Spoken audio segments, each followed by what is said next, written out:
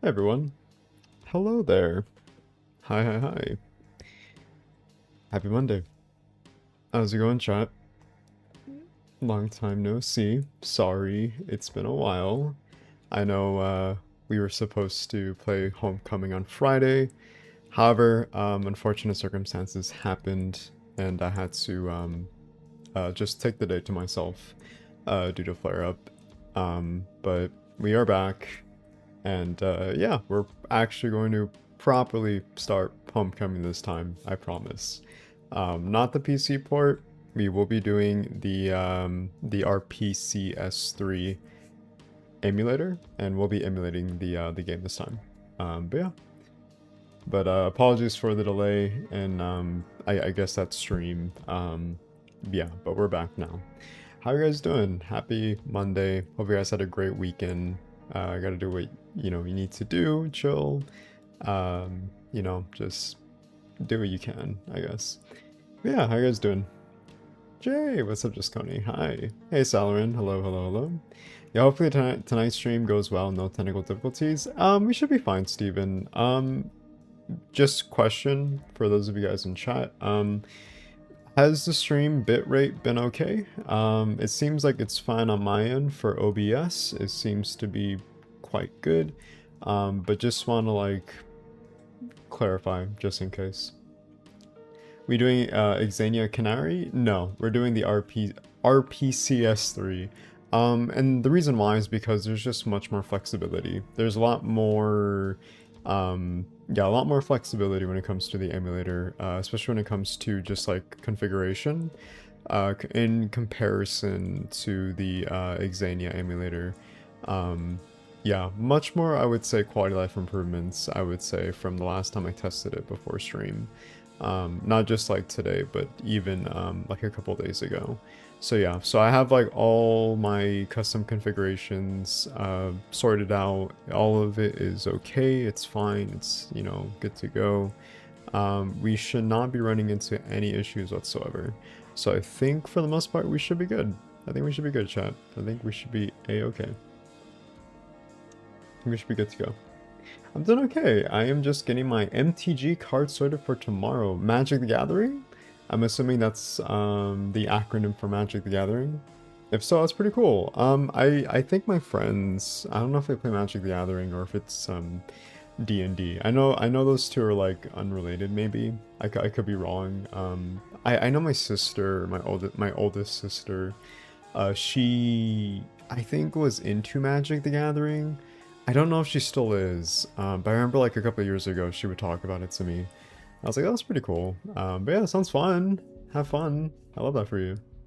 Hey Steven, how are you doing? So far it's been good, said by Jay. I'm glad to hear. Seems fine so far. Good evening, Jay. Hope you're well. Currently working until midnight, so I'll enjoy following along to your stream while my shift goes on. No worries, Madrid fan. I'm glad. We'll be just chilling today. I think we'll just be playing casually. It seems like, from last time I think we streamed, it was pretty casual when it came to Homecoming, so I imagine likewise it'll be the same today, maybe. Who knows? I'm glad. I hope you have a great shift up until your evening shift up until midnight. I hope that all goes well. I really do. Magic the Gathering and Dungeons and Dragons did a collab? Really? Huh. I feel like that's kind of expected maybe, right? Hatsune Miku? What do you mean? I love Miku. I saw recently Hatsune Miku like have a collab with like Sonic or whatever. I think because of his like 35th anniversary or something. I don't know. It's really funny how popular Hatsune Miku is in retrospect. Like I will never forget. I think Coachella, right, had like a sort of section for Hatsune Miku. Not that I went to Coachella. I'm not much of a concert person. I'm not big on like loud noises. It's like overstimulating for me. But yeah, no. I remember like seeing that, and I was like, wow, we really progressed as as a society. But yeah, no, that's pretty funny. Hey Lauren, how you doing? Just feeding the pets so I can sit down, relax, and enjoy the stream and take some pain meds. Oh, well, I'm glad to hear that you can relax and sit down to enjoy the stream, as well as feeding your pets, cats or dogs. But yeah, hopefully the pain meds help you. Seems like, yeah. Hi Jay, hey Lauren, how you doing? Yeah, but hopefully you can also relax and chill for stream today.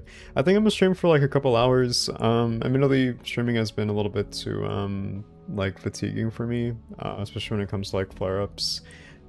It sucks, man, because like every time we stream, I'm always just so excited and happy, but every time we like end stream, I always have like some part of my body that hurts me. And it just really sucks because like really devalues me as like a streamer, and just like my, you know, like well intentions to just like have a good time and, you know, just like give like a chill, calm, tranquil atmosphere, and then, you know, that happens. I have to just like lay down and I'm like, god damn it, you know. Yeah, so I'm trying to like still like figure out like a good maintenance for me when it comes to like management with like my health issues as well as streaming.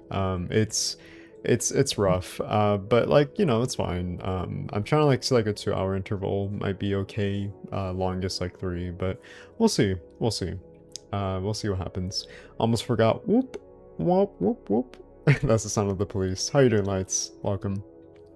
We're just gonna chat for like a couple more minutes and then we're gonna get started, because I imagine people in chat are very much eagerly anticipating the homecoming of us coming home. Thank you. 2 cats, a new kitten, a dog, and 2 leopard geckos. Ooh, my partner loves reptilians. My partner loves reptilians, so that's really cool. But lizards don't need feeding. Yeah, it's true, isn't it? Lizards are really interesting creatures from what I've been told from my partner. Yeah, I never knew that when lizards have like parts of their body, I would say, what's it called? Kind of like removed, that they can just like regrow it back. I never knew that. Which I know sounds like really dumb in retrospect. But when I found that out, I was like, oh, that's interesting.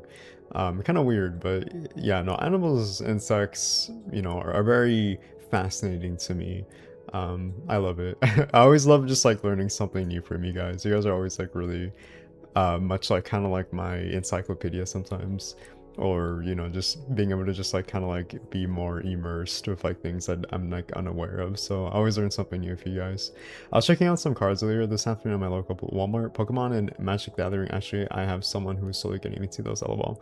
Yeah, it's kind of like Warhammer 40k or like the Warhammer board game. I didn't even know Warhammer was like a board game. I just kind of thought it was like, oh, like another like video game franchise.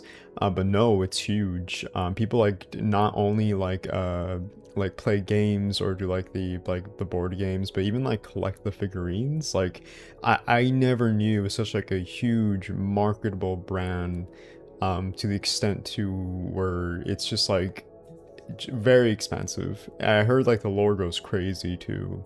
I've seen videos, channels dedicated to just covering the lore of Warhammer 40k, which is just, it blows my mind. I wish I can kind of get into it, but man, like that's so cool. Yeah. Yeah, I get that. I hope the stream doesn't cause you any pain or much if so. Oh, thank you, Lauren. I appreciate sentiment. Thank you. More often than not, even if I do, it's just more like fatigue and exhaustion. So a lot of the time, like I just like lay down and then I just like eat something and I just like just try to like take the rest of the evening just to like chill and relax. Likewise like you are right now. So yeah. So, Mr. J-Man, hey, what's up, Egg World? Hello, how you doing? We're just chatting. We're about to start Homecoming, like, in a couple minutes. So, get in. Tell all your friends and your family. We're about to go home to the coming of the homes that is in the hills of the silent. That made no sense, but we're about to start very soon. I was in Florida when I was a kid and I caught a lizard by its tail and it popped off. I felt so bad until my mom told me they would regrow. Yeah, I remember when I was a kid, I was traumatized because I remember there was a lizard that was, I think, pretty much like dead. And I remember like the kids just like tossing it around by its tail, like as if it's like, like something like to play with. And I was like, that's pretty like messed up in retrospect. Like that was, yeah, kids could be very curious, but maybe a little bit too curious to where it's more harmful than good. Yeah, I remember experiencing that and I was a little traumatized as a kid, but yeah, no, the more you know, the more you know, you know. Warhammer is so big. Yeah, I guess it is. I used to paint them. Ooh, nice. I wish I can get into painting figurines. That seems pretty cool. I would like to get into that maybe one day, but I'm not very much, well, for one, maybe like not too articulate when it comes to like, I was like manually like crafting, like craftsmanship. That's my partner, not me, but maybe one day I can get into it. That'd be kind of cool. Warhammer is so insanely expensive with the lore. I expected the easier to understand stuff like bolt gun, boomer shooter like the original Doom. I did see bolt gun the other day. Yeah, it's kind of wild, dude. Yeah, no, I remember just seeing that and I was like, wow, that's it must be great to be a fan. You're never going to like not be starving for Warhammer content, it seems like. Yeah, hi, AHN Jaro, how you doing? How's it going? Welcome to the stream. We're about to start right now, actually, so we should actually transition to Homecoming right now. OMG, almost forgot to tune in. Hey, what's up, Tiffy? How you doing? How's it going? I hope everyone's doing well this evening. Silently hilled. We are silently pilled. We're silent pilled. We're silent pilled.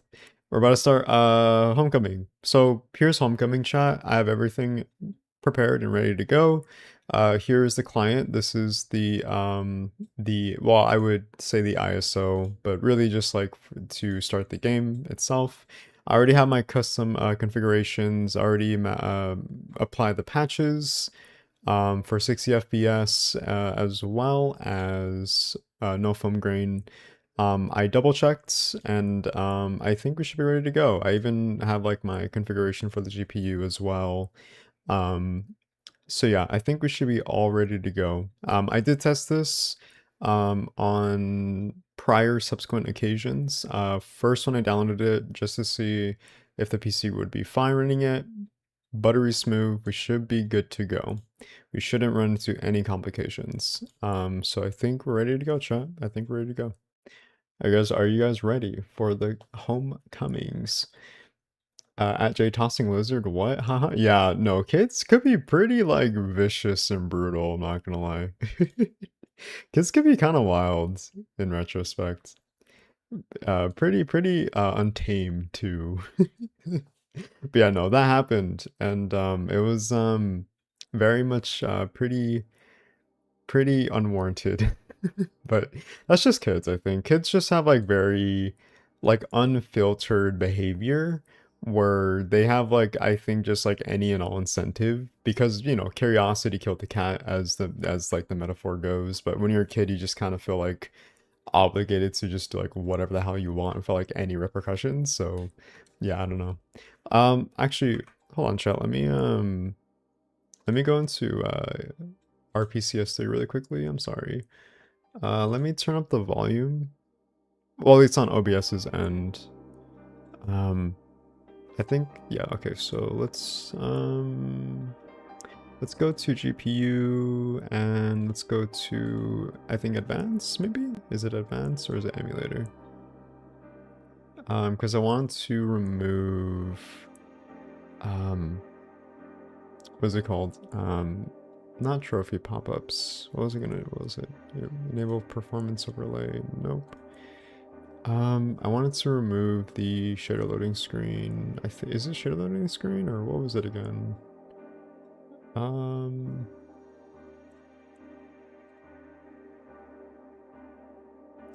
Where was it? Is it GUI? I'm trying to remember. I think it's performance overlay, right? Show PPU compilation hint, mouse and keyboard toggle hint, capture hints. Yeah, let's see. No, it's still there for some reason. Why is it still there? What was the configuration for it exactly? I remember.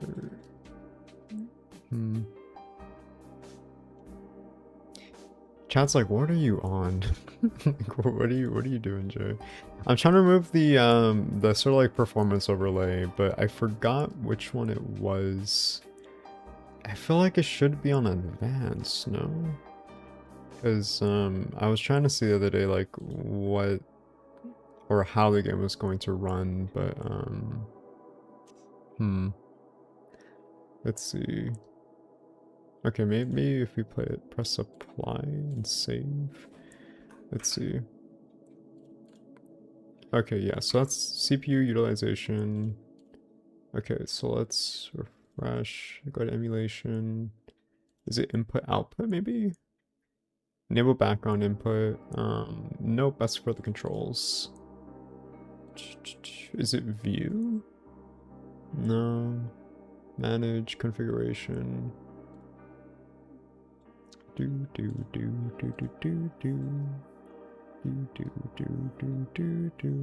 at least we have the little ambient music in the background while I try to figure this out. PPU compilation hint maybe? Pressure intakes any toggle hint, capture hints, analog limiter, toggle hint. Okay, I think maybe this is it. Let's see. Let's press apply, save, and it's still there. Why are you still there? Okay, let's reboot it. Let's see. I'm sorry, this is probably like really mundane in retrospect, but you know me. You know how I could be. An advanced hint? Capture hint, I think? RPCS3, what's going on with that? RPCS333. Advanced capture hint, okay. Hey Jay, lovely to see you. Oh, hey, what's up Squid? Lovely to see you too. We're finally playing Homecoming proper this time. I'm just trying to figure out how to remove the little pop-up we have going on right now. For some reason I can't figure it out. I don't know why. One of you guys... HN Jaro said capture hint. I don't know why it's not showing up though. I'm kind of aloof right now.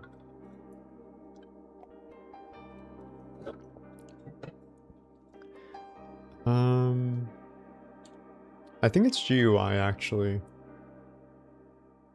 I think it might be GUI.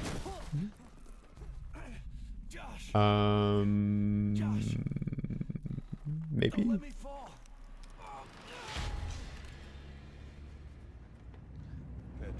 Emulator. Advanced. Let's see. Searches game directory. No, we need this. That's for sure. System. IO. Enable background input. Audio. GPU. I miss your brother, Alex. Everyone's gone. CPU, recompilers, save. When will you do downpour? After you play Shattered Memories, Ezra. Looking, hey, what's up, Capizan? How you doing? No, I think I'm wrong. I'm sorry. Damn, you need to solve a puzzle to play Silent Hill Homecoming. Gaming as advanced solo. We can literally play it right now. It's just I'm trying to figure out like how to remove this. Goddamn. You know what? I'm just gonna restore defaults. I think.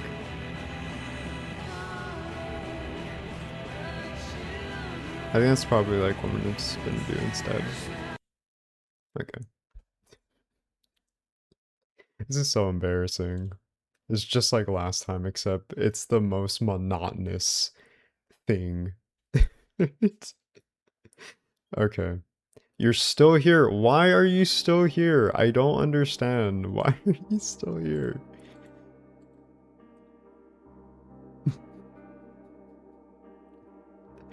Oh my god. Um uh let's see. Oh, here we go. Okay.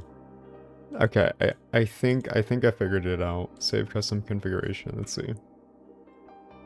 There we go. Finally got it. Okay, we finally got it. Okay, I think it's because I was going on the global settings, not the in-game settings. Okay, I think we're good to go. I think we're good to go. Okay, we're good. Sorry about that. That was embarrassing. I am so sorry. Okay, we're good to go, chat. Okay, so display audio. Let's turn up the brightness because this is a really dark game. Music is fine. Dialogue, radio, sound effect, volume, game options. Inverted, subtitles on, vibration, we'll keep that off. Button configuration, seems like it's standard. Nothing more, nothing less. I do want to go into my, let's see, turn that up. Okay, if we need to turn on the volume a little bit higher, then we can do that. Let's just do normal. I'm not trying to do a hard difficulty run right now. Okay, I think we're good to go.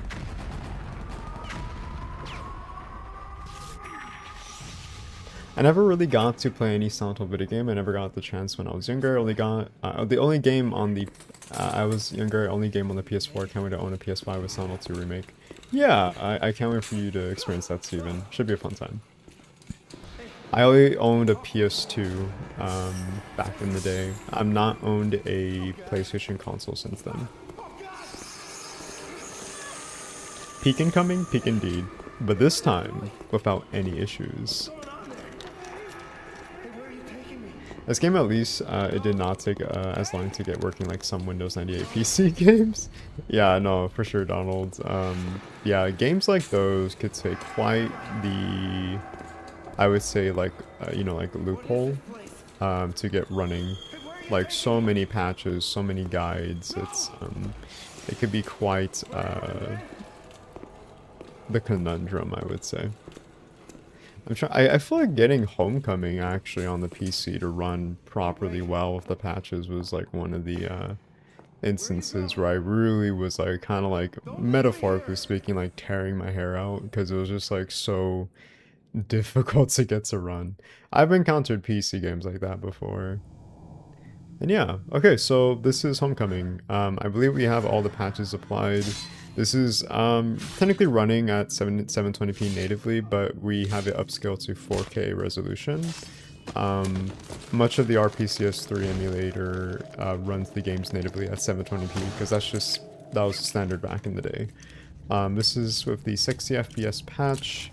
I believe the audio should be fine. It seems like the game's running fine too. Yeah, it's definitely running better than when we ran it on the PC port, I would say. So yeah, I think we should be good to go, chat, all things considered. I think we should be good to go. Shouldn't have any issues this time around. My brother owns the game, I hope that I do too. Yeah. Okay, so let's, we don't have a flashlight. No, we do. There we go. Let's turn off the radio, actually. Radio, what's going on with that radio? There we go. Examine. Missing patient bulletin. Room 205 patient went missing last seen in the day room after a confrontation with another. Rest of the message is blurred and illegible. Uh-oh. Josh, Oh, who's this little guy? Josh, is that you? Josh. Alex. Chat, why is there just like a little kid just drawing in this spooky haunted asylum? That's not safe for a kid. Okay. Alright, right. So there was this puzzle, right, with the number code. 624, then I forgot what the rest was. Here's the map of Alchemilla Hospital. Okay. It always kind of like takes me aback that this is Alchemilla. Because it does not feel like Alchemilla Hospital whatsoever. I remember when I first played this, I thought it was just like some random hospital. Like Shepherd Glen or like Shepherd Glen, like, I don't know, sanatorium or, you know, intensive treatment or whatever. Is this Souls-like? I mean, it could be. It might as well be, right? The Souls-like of Silent Hill games. I like that Jay actually reads the notes out and doesn't just skip through them like some people do. I will admit, sometimes I do skip the notes. I wouldn't call myself a saint, because sometimes I do skip the notes, but I do try to make an effort when it comes to playing the games casually. I wonder how we got here. At Silent Archives, damn, I've listened to so many times to your voice while falling asleep and listening to your Silent Hill videos. Hey, what's up, Doggo Cappuccino? Well, hey, I'm glad, not only do you fall asleep watching to my videos, but now you can fall asleep in real time while we stream. But hey, that's always the goal, is if you're able to have rest and relaxation with my videos, then I think I did a job well done. At least I hope so. But hi, welcome to the stream. I just found out there was a Silent Hill demo for the DS. I really wish that that would come out. Yeah, I actually have a video called Lost and Cancelled Silent Hill Games, I believe. And that goes over all lost media regarding Silent Hill games that were cancelled. That I think was last year, I believe, when I made that video. It's about an hour long. So if you want to like learn more about that, feel free to check that out. Much of my backlog is like cancelled like games, lost media, secrets, Easter eggs, facts, you know, the latter. Do not jinx yourself now for any future problems as a tech gremlin may come out from Silent Hill. Sorry, Jay, I can't keep it. I can't help it. I just want my coloring. Your Souls-like. Basic weapons combat. Today's soldier needs to be prepared for the rigors of training and beyond. These are techniques that are going to keep you alive out in the field. Equipping a weapon. To equip a weapon, hold down or tap R1 and use L stick to select your weapon of choice. How to use combat stance and targeting. To get into your combat ready stance, pull and hold L2 when a melee weapon is equipped. When you enter combat stance and enemies are present, you will automatically target the closest enemy in your field of view. If multiple enemies are surrounding you, the target will be the closest hostile. The targeted enemy will be highlighted by the flashlight. To change targets, tap R stick in the direction of that target, typically left or right. To break targeting at any time, exit combat stance by releasing L2. Fast attacks, strong attacks, charge attacks, and combos. When in combat stance, press X and for fast attacks and square for strong attacks. Strong attacks can be charged up for added damage by holding square. Successive fast attacks followed by a strong attack can make for uninterrupted strikes on its combos. Okay. So I don't think we have a weapon, right? Not yet. Okay. Thank you, Doggo Capitano. Is it Capitano or Capitino? I'm gonna say Capitano, but please feel free to correct me if I'm wrong. Thank you so much for subscribing to the channel. Thank you so much. I hope you enjoy not only the content, but also the stream. Thank you so much. I appreciate it. Hey Jay, glad I could finally catch the stream. Hey, what's up, Podger Dodger? Hi. Well, hey, I'm glad you are here, and I get to formally meet you. How's it going? Long time no see. I'm getting married Sunday. Oh well, congratulations! Wow, congratulations on getting engaged. Wow, awesome. Happy to hear you're getting married on Saturday. So I'm listening to you help me calm down while I write my wedding day agenda. Oh, well, it's very lovely, Podger Dodger. Recently, my partner's sister got engaged this past weekend. So it seems like love is in the air. Not just with my partner's sister, but also like friends too. There's a lot of engagements this past year from what I've been kind of like experiencing lately. So yeah, that's awesome. I love to hear that for you. That's awesome. I hope stream can help relax and, you know, give that tranquility that you need. And sincerely, I wish you and your partner the best. That sounds amazing. If you feel comfortable, I'd love to hear more about that. Yeah, happy for you. Happy for the engagement. And also the wedding. 624872. 624872. 624872. 62487 and 2. Doo-doo-doo. Josh, where are you going?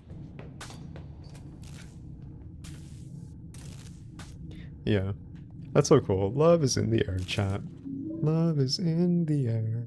I got a child's drawing. Roberto, the bunny. Nice, okay. Alrighty, let's go follow, Josh, Stop! our brother.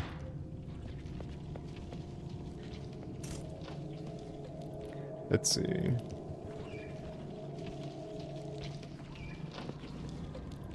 Ew. Well, that's not a lovely sight to see. Not lovely at all. Okay, so I did make a little bit of a save from when I was testing the game prior to stream, so we'll just use a new one, just in case. And let's get the knife. Yeah, I got a combat knife. The objectively the best weapon in the game. Thank you everyone, I can feel the love. I made sure my fiance has gone into Silent Hill 2, and I make him make him watch your videos and streams when I catch them. Congrats to her way too. But yeah, thank you, Podger Dodger. Thank you for the kind regards and warm compliments. Thank you so much. I like how you force your partner to watch my videos, but for all good intents and purposes. Yeah. Okay. Let's see. Whoops, my bad. It's kind of weird and trippy to play the emulator, because I'm so used to keyboard and mouse when it comes to this game. There you go. Easy peasy, lemon squeezy. Alright. Let's go through here. Jay, go get your iconic military field jacket. That's right, I could be wearing it, but it's way too hot right now. It's way too hot. I've actually been trying to like have the incentive to cosplay as each Silent Hill protagonist whenever we play the specific games in question. Like for example, Homecoming. Eventually, like I would love to get like an Alex Shepard like cosplay. That'd be kind of cool, I think. My bad. The doctors say that I am unable to discern fantasy from reality, ... But I think I know what's going on around here. I saw those demons murder the other patients. The demon! The demon! I want to escape from this cursed place, but I don't dare venture into the light. It seems that they're attracted to light. That's why people who need light to see are their natural prey. They also react strongly to sound. If you want to go on living, you better off just sitting in the dark and staying quiet, but even that probably won't save you. Okay. Alright, let's turn off the flashlight. And just smooth sail. Also, oh my god, wheelchair jump scare, oh my god, okay. Alright, let's get going. Okay. Alright, let's just, well, first break this, and then casually just schmoove past the, bubblehead nurses. Oh, I'm sorry, not bubblehead nurses. Nurses. Because this isn't, obviously, Silent Hill 2. Clearly not Silent Hill 2. Not indeed, whatsoever.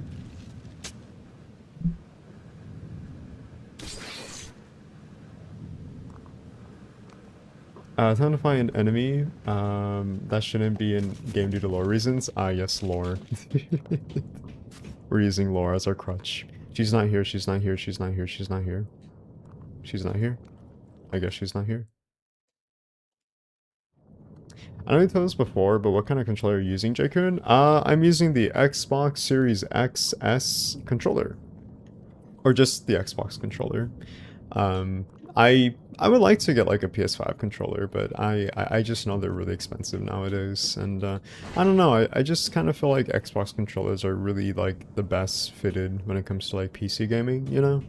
I always just kind of felt like it was more compelling to me in comparison to a PlayStation controller, but I feel like if I have the means to do so, then I'll see why not. Wait, why is there a nurse in Silent Hill Homecoming, question mark? I thought the nurse is a manifestation of James Sunderland's guilt. Oh man, Doggo Capitano, that's a can of worms you're opening. You're not wrong. Well, technically speaking, nurses do make subsequent appearances in these games for different reasons pertaining to the protagonist in question. For Silent Hill 1, for example, it's in regards to Alessa Gillespie's time in Alchemilla Hospital for the many years, 7 years to be specific, that she was suffering at the expense of her being detached and separated from her other self, so she can give her other self that life that she never got to, that she never had, which is a life of just, you know, peace and tranquility, and not just having to suffer from the hands of a cult and being sort of like the surrogate mother to, you know, pretty much manifest and give birth to a god through supernatural means. But yeah, but basically, like, her time in Alchemilla Hospital was sort of like provoking much of the manifestation of those nurses, and that being a byproduct of her time she spent with Lisa Garland. But obviously through the supernatural and the more mystical nature of Silent Hill corrupting that sort of framework that she had of her time in Alchemilla, which was, you know, completely corrupted, which is the results and byproduct of the nurses you see in Silent Hill 1. Same is also applied to Silent Hill 3, but that's just, again, the discarded and lost memories from Alessa once again, but this is through the perspective of Heather Mason, and seeing that as she is the reincarnation of Alessa and also Cheryl. Hence why in Silent Hill 3, when you go to Brookhaven Hospital, you see the nurses, but they're not bubblehead nurses, they're just referred to as nurses. But they do tend to overlap, since Silent Hill tends to have that kind of like byproduct of like overlapping with previous users who experience Silent Hill, which is why sometimes you kind of see like that overlappingness when it comes to like those, like, you know, like manifestations and the sort of maybe like the environment, the monster designs, etc. And this was probably, I think, first alluded to with Silent Hill 2, since whenever James visits Eddie and also Angela, you can see him see, to a certain degree, what they see, such as, for example, James seeing the abstract daddy, but when it comes to Angela's perspective of the abstract daddy, we don't know.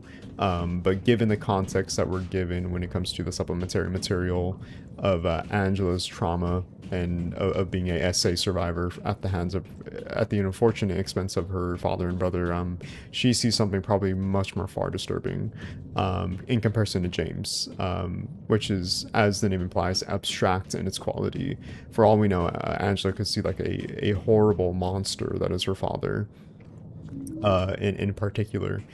So yeah, so anyway, I'm kind of like rambling and maybe like prolonging the answer to your question, but the reason why you see the nurses in Homecoming look very kind of much attributed to the design of like the bubblehead nurses in Silent Hill 2 is solely because of marketing reasons. They're just very iconic in terms of their design. Like, we can kind of see the design be much more provocative and explicit in nature, scandalous even, obviously for reasons, for the male audience or female, you know, we don't discriminate here, but subjectively speaking, I would say, just for the sake of, like, you know, getting your attention, because bubblehead nurses are supposed to be very explicit and provocative in nature and sexy, but obviously they misunderstood for the wrong reasons. Of course, like, there is that sexual, I would say, theming behind them, but it's not deliberately meant to be sexualization of the bubblehead nurses. It's in tandem with mostly James's sexual repression, due to Mary's illness, of not being able to allow them to kind of have that sort of, I would say, like, not just like physical, but even like emotional connection to a certain degree. But it's not to say that James is like this sexually depraved person, that made him, you know, kill Mary or whatever, and why we see, like, in Silent Hill 2, the nurses be much more sexually provocative in nature. By no means necessary. It's just a lot of, like, sexualization or sexual themes are kind of used as, like, an allegory for much of what you would see in, like, the human condition, because, you know, much of the direction or the directors, or I'm sorry, Team Silent wants to, like, really make it, like, really, like, pronounced that, you know, when it comes to, like, the human condition, we're all, like, you know, flawed, and we all have, like, our repressed desires and our needs, and much like James, he has his own too. But kind of like the whole reason why you see, like, the bubblehead nurses and Pyramid Head in this game is just for the sake of marketing. It's objectively speaking, undoubtedly so, that much of the, I would say, like, monster designs that are very iconic to players is the bubblehead nurses and Pyramid Head. What is going on here? What? That was weird. Okay. Surprised we didn't take any damage, but sure, I'll take that. Sending the electroshock machine beyond the seizure threshold has yielded impressive results in the patients. The most violent and depressed patients are rendered completely docile. The only side effects have been minor. Memory loss, some dislocated bones, one fractured leg, and a patient bit off his tongue. This accident was quite a nice side effect, as this particular patient was also one of our noisiest. I've instructed the doctors to continue with this intensity level for all treatments. Okay.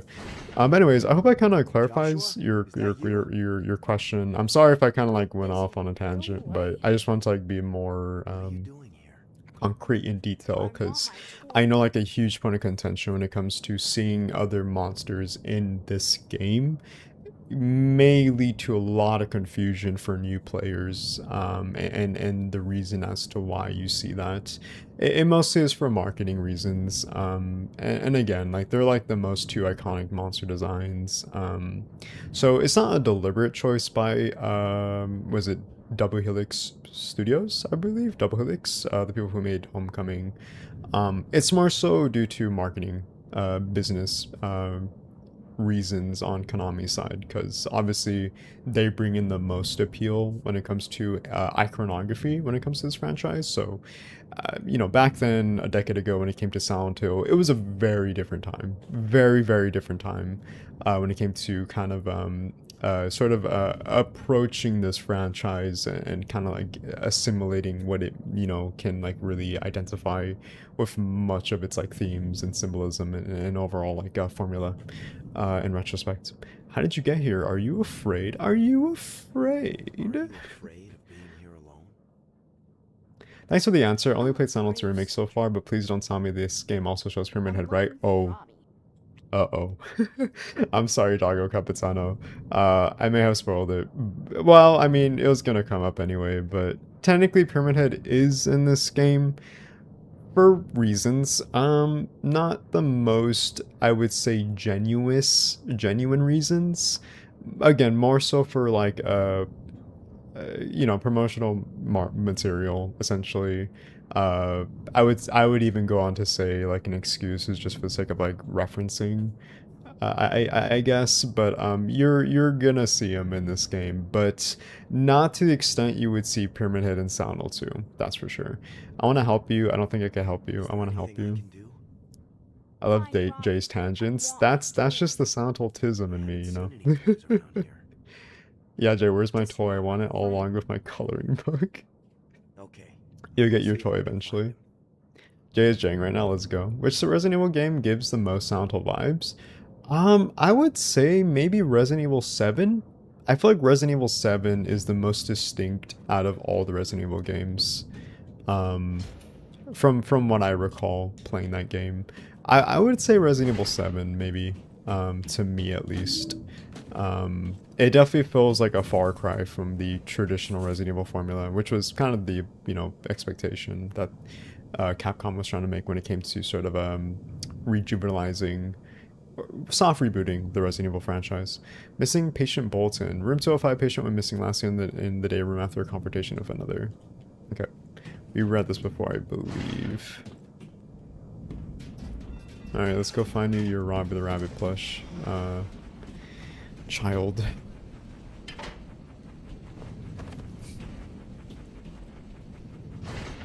There it is. There's Roberto. Roberto the bunny. A Silent game where you play from three characters be nice, as you see how each of them view Silent Hill like Silent Hill 2. I think people have mentioned that before. A lot of people have mentioned prior to, I think, experiencing Silent Hill 2, how they wish they could experience it from like Angela's perspective. Which would be interesting. I think there's like definitely room and substance to kind of have like maybe like a spin-off of like seeing Angela's side of things, but I think one of the reasons why that would never happen is solely because Masahiro Ito saw it from like a sort of narrative standpoint, seeing how her story unraveled and kind of seeing it behind closed doors in a subtle context, and seeing that through not just like the visual imagery but also subtext through Angela's like dialogue. It's meant to be specifically left ambiguous, which is what makes it more haunting. So I think when you kind of allow that to be expressed through her perspective, it loses all meaning when it comes to her character's development, from my understanding. Thank you, Poti Tang, Poti Tang, for subscribing to the channel. Thank you so much, I appreciate it. I want Robbie. Yeah, I'll take a jitty meal combo with a side of jitty sauce, extra saucy. That sounds delicious. The jitty burger. This game was apparently supposed to have chase scenes of Pyramid Head, but got cut, thank god. There's really just like only 1 or 2 scenes of Pyramid Head in this game. It's in the beginning of Alchemilla, and then when you go to, I think, the Grand Hotel, I want to say... Yeah.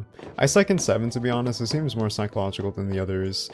I think 7 definitely has the most psychological horror that is expressed. 8 has instances of that too, and same with 9, but I would argue 7 has the most psychological horror in it, compared to its contemporaries. I got Child's Drawing. He really loves Robert the Rabbit. I mean, who doesn't? I love Robert the Rabbit. Oh. I got Child's Drawing. More Roberto. Hey chat, look. Subtle foreshadowing. A rabbit that's drowning with other figures. Interesting. Wonder that's supposed to allude to. I can't get through right now. Push button. There you go.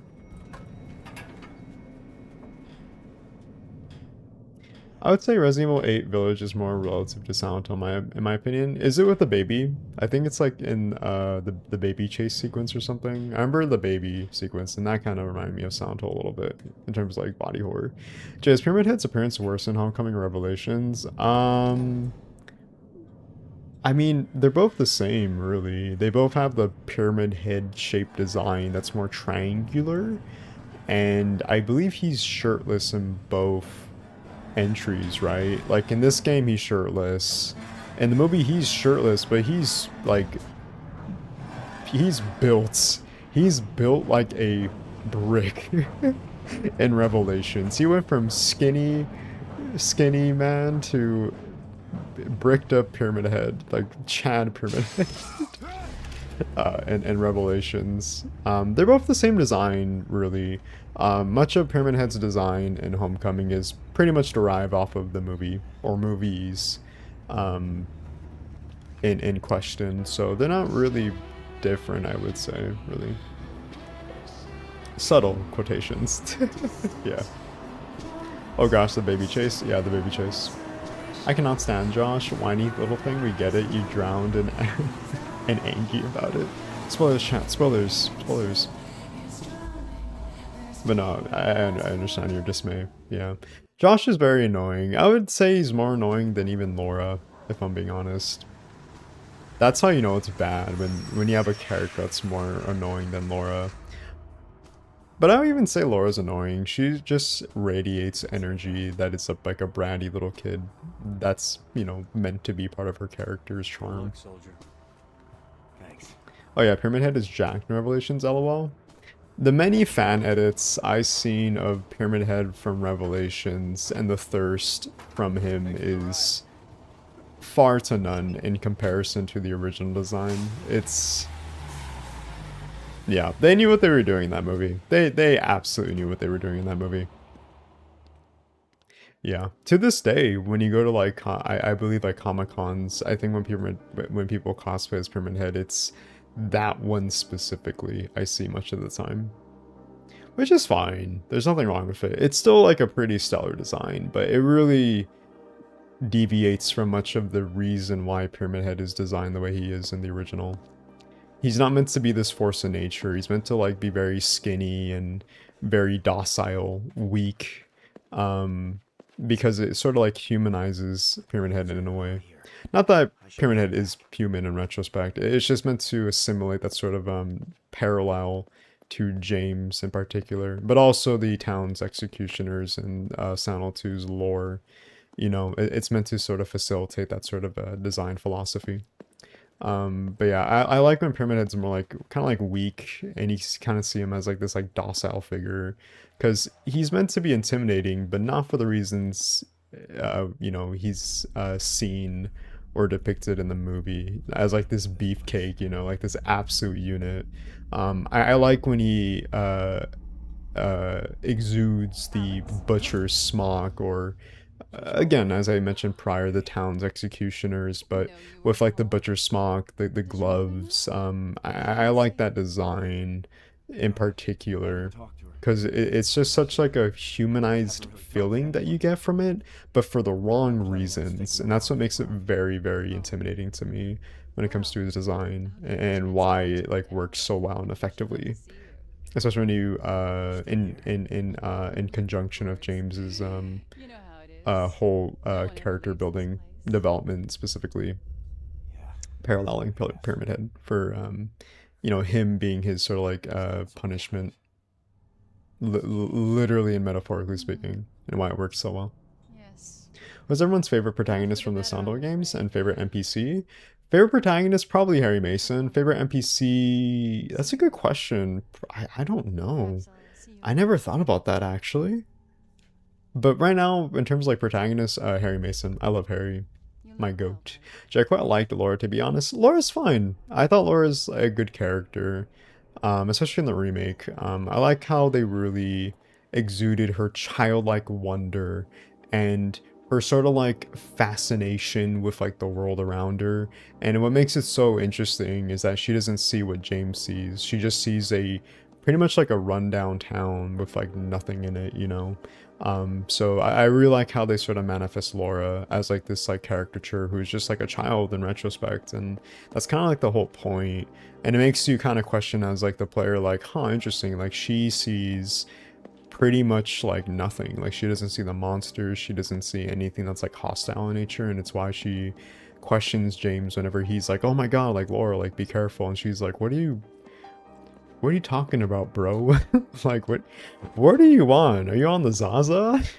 Are you on that white Claudia, James? But no, it's such like an interesting dichotomy when you kind of take into just the whole elements that are applied to Silent Hill in retrospect. It just makes you kind of question like the whole just fascinating nature that is applied to that town, and how its like supernatural wonder affects each protagonist in question, specifically. But yeah, no, I like how they pretty much, you know, make Laura into like this like child that's maybe even relatable too from like when we were kids, because even I recall when I was a kid, even though I was like the quiet one, sometimes like, you know, like as kids, like we have that childlike curiosity that, you know, gets the best of us, and we just like do things haphazardly without like any rhyme or reason, without like any like given thought or question, you know. And I think they really exuded that with Laura quite well. I just love the humanization in Silent Hill 2 specifically.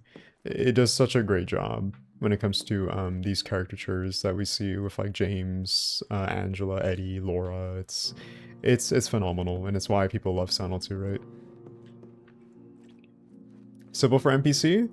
I like Sybil, but they don't do much with Sybil in Silent Hill 1, and that's such a damn shame, because Sybil just makes like subsequent appearances, and she they kind of like make her seem like she's doing something, but not really, because you don't really see her all too often. You know, she kind of tells you what she's doing, but it doesn't show you what she's doing. So I hope in the remake they gave her much more substance to work off of, because I feel like there's something definitely there with Sybil, but they just don't do much with that, and it makes me really sad. So I really hope in the remake they give more Sybil like substance of value. It's a letter from mom to dad. She never sent me letters when I was in boot camp. Adam, I know that you will soon return to me, but I miss you dearly, and writing to you always calms my nerves. Everything here is the same, but with you gone, the house is so empty. The letter ends there. I guess she never finished it. A certain someone writing a letter to their partner, coming, telling them to come to them, to a particular place, a special place. Interesting. Very interesting indeed. He on that pizza that Eddie was eating? You know, I know we joke about that pizza Eddie was eating, but I do wonder, like, how good was that pizza for Eddie to just, like, be like, yeah, there's monsters in this town, but this pizza, man, like, it's just so good. Like, there's just something about it. Is Silent Hill an abandoned town, or is that how it appears to anyone which the town is punishing or a part of the order?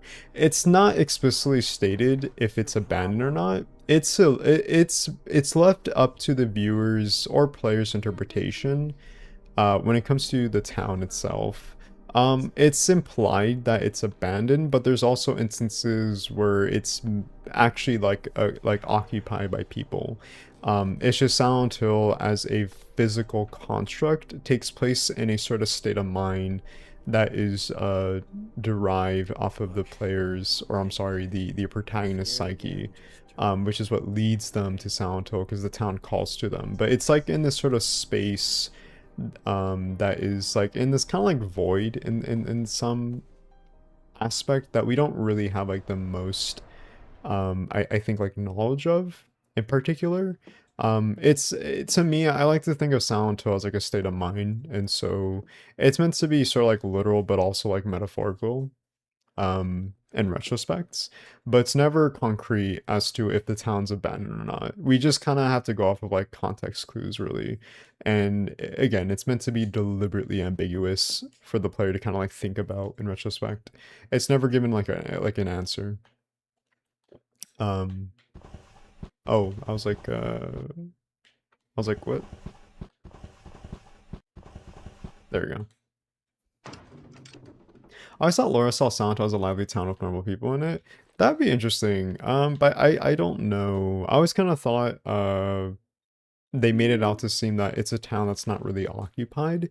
Because if it was, then Laura would have been commenting on people like around her, not just the people that are with her. So like James or Eddie, for example, you know. Because if there were people with Laura, then she would have like made comments, right? And then James had been like, "What are you talking about? Like what? Like what people, you know?" Um, but yeah, interesting food for thought, I would say. I wonder how he even got the pizza. This town is full of pizza. How are you just sitting there and eating monsters? Honestly, it's probably one of his coping mechanisms, like it is for me. He probably didn't care for how gross it was. It still hit like a drug. Yeah. This town is full of pizza. How can you sit there and eat monsters? Yeah, exactly, just Coney. Great minds think alike. Wasn't Sybil the Maria of Silent Hill 1 in terms of being conjured up from the fog? I always got confused on that. No, Sybil's a real person. Maria is a physical manifestation derived from James's needs and desire for wanting to seek out Mary post-mortem after killing her and missing her, but also ultimately just not being capable of letting Mary go. So in many ways, Maria could be sort of like this idealized version of Mary that he sought out when she was ill, and him warranting that sort of I would say visual imagery of what he wanted What are you to, doing? you know, see Mary as. but not like I would say like in this provocative and scandalous nature. That's just the town kind of feeding into James's repressed desires and needs and wants. But I think in retrospect, he just Gone wanted too Mary long. at the end of the day. Maria's meant to be like that temptation, but also sort of like guilt that is meant to remind him of what he did, but in a very like gaslighting, emotionally manipulative way. And that's what makes Maria so fascinating as a character, because you don't really know what she's like thinking of. She's very unpredictable in some means, and in some ways too. Everyone's gone. That's meant to kind of make you like reflect, as a player. But well, when it comes to James, but also when it comes to like him, like morally speaking, since he is a morally gray character, but also make you think as a player, like like what to think of her in retrospect. But no, Sybil's a real person. She's not like a manifestation of anything. She's a real person, that went to Silent Hill due to having, I guess, getting like radioed in I by her miss your brother, colleagues in Alex. the other town's district when it came to the police office, or just like police force, which was the Silent Hill police. But again, like when it comes to like Silent Hill, the town calls out to you, or sometimes people who go to Silent Hill are sort of like a byproduct due to someone else. So for like Silent Hill 1, Harry goes to Silent Hill due to him wanting to seek out and find Cheryl because that's his adopted daughter. And so by proxy, Harry is sent to Silent Hill, but not deliberately because the town was calling to him. It was the town was calling to Cheryl, since Cheryl is someone who grew up in Silent Hill. You just stay here. Much like how in Silent Hill 2, the town calls out to James because he visited Silent Hill with Mary, and he sort of, kind of, in many ways more than one, implanted his sort of like memories there for the town to kind of like manifest, but also provoke him into seeking out, to kind of like encompass, I'm sorry, encapsulate on that guilt and sort of like repression, I'm sorry, yeah, no, guilt that he has, and manifest that to provoke him into remembering what he did to Mary. Silent Hill 3, Heather, it's because of, being the reincarnation of Alessa and Cheryl, in retrospect. So yeah, no, there's many different reasons why a protagonist or a character might be sent to Silent Hill, whether it's deliberately because they visited, or due to being sort of like, in a way, collateral damage. I don't know if collateral damage is the correct term, but it's the only term I can think of right now. Would you prefer the town to be empty or a normal, habitable town? I don't think it really matters, because it's never like a point of contention when it comes to each subsequent Silent Hill game. I think it's interesting food for thought. I think if it was inhabited, then that kind of makes you question, like, like if that really has much to do with what's going on concurrently in said game, which really it doesn't, because you don't really see the town when it's inhabited, let's just say, like, hypothetically speaking, and how that could be like a byproduct of that affecting the player, right? Like, that's never like a point of contention.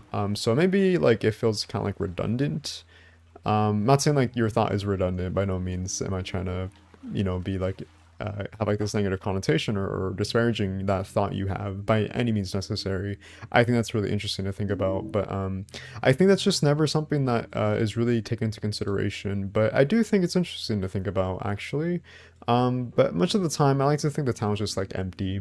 In most instances, but I like to think of it as ambiguous, because much of like, that I guess like a thought process that could be applied to like literally anything that has to do with Silent Hill, and that's what makes it really fascinating to me. It's just the ambiguity behind it, because it's just meant to make you think, and I think when it comes to horror, that's like really horrifying.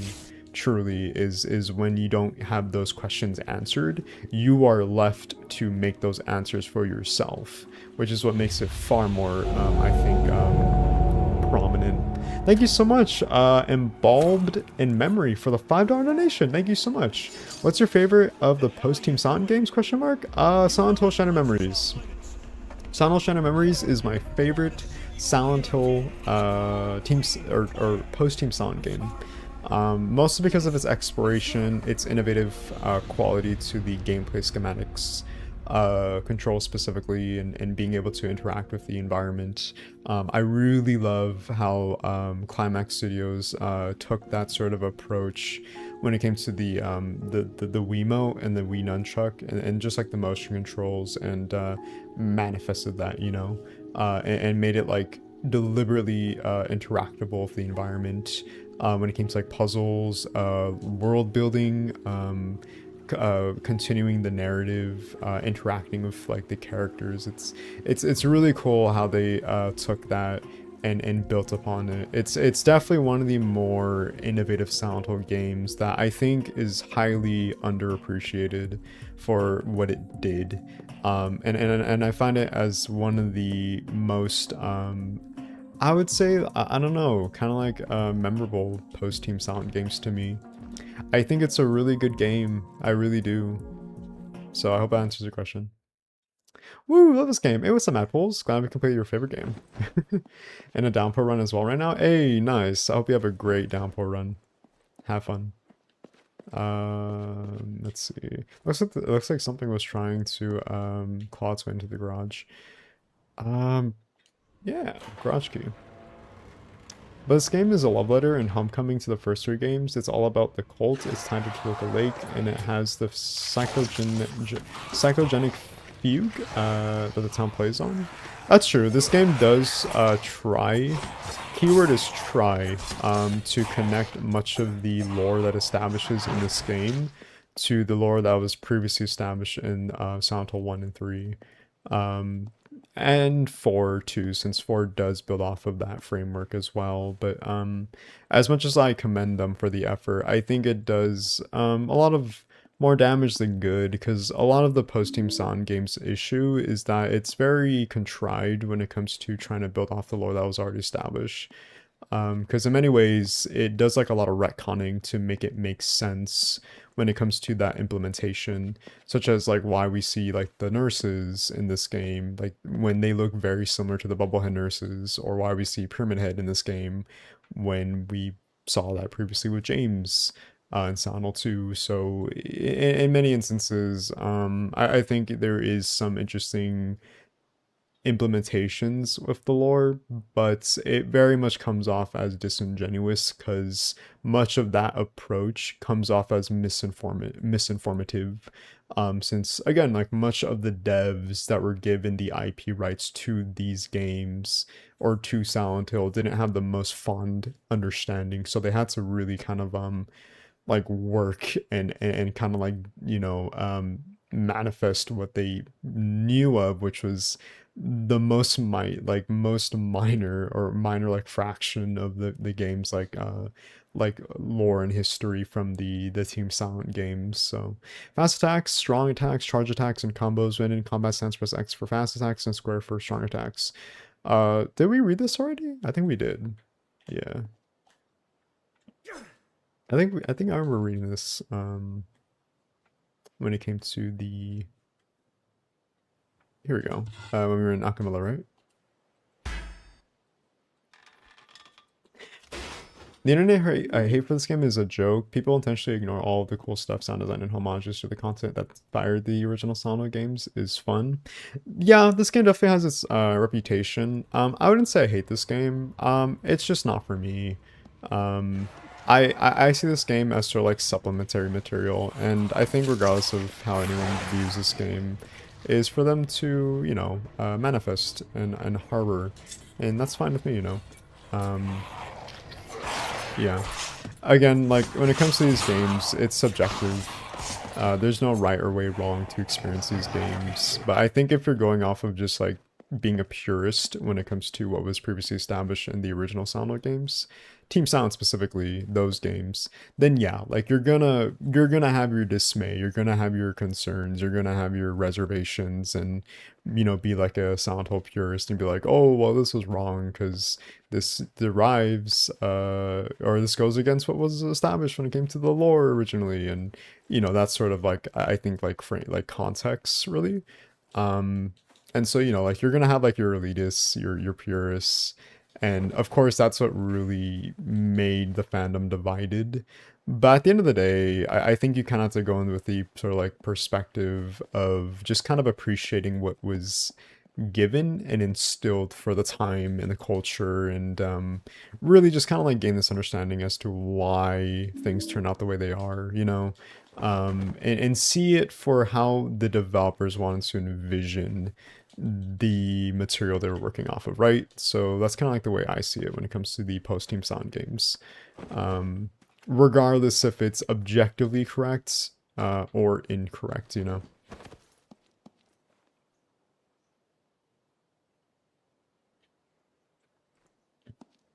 Enemies were used in the OG trilogy too.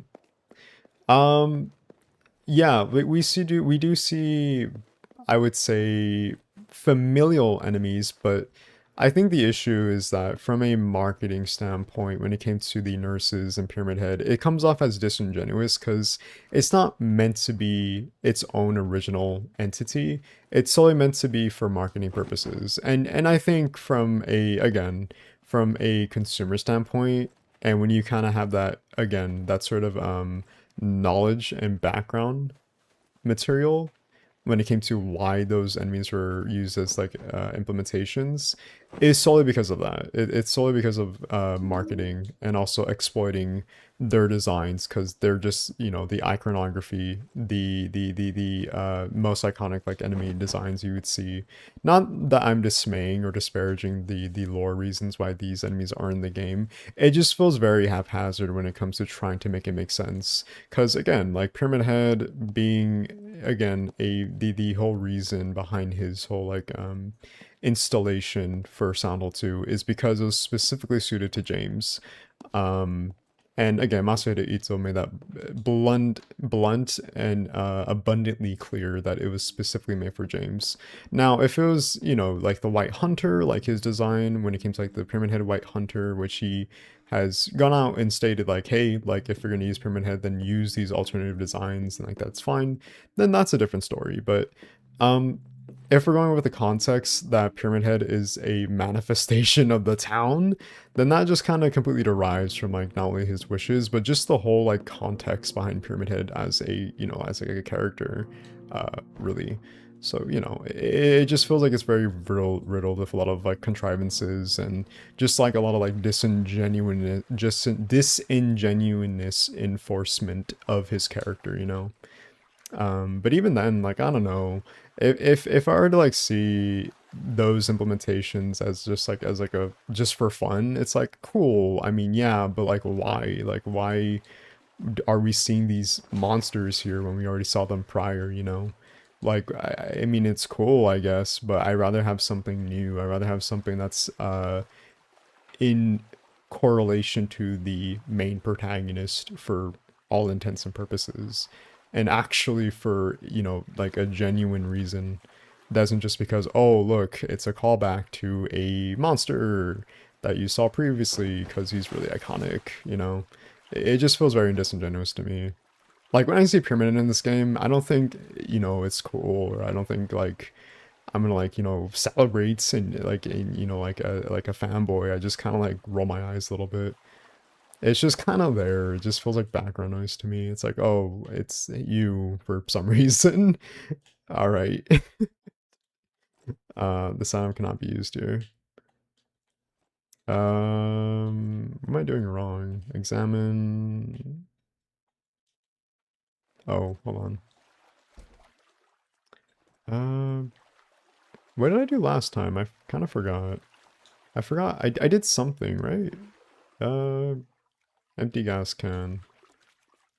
What am I missing? Hmm.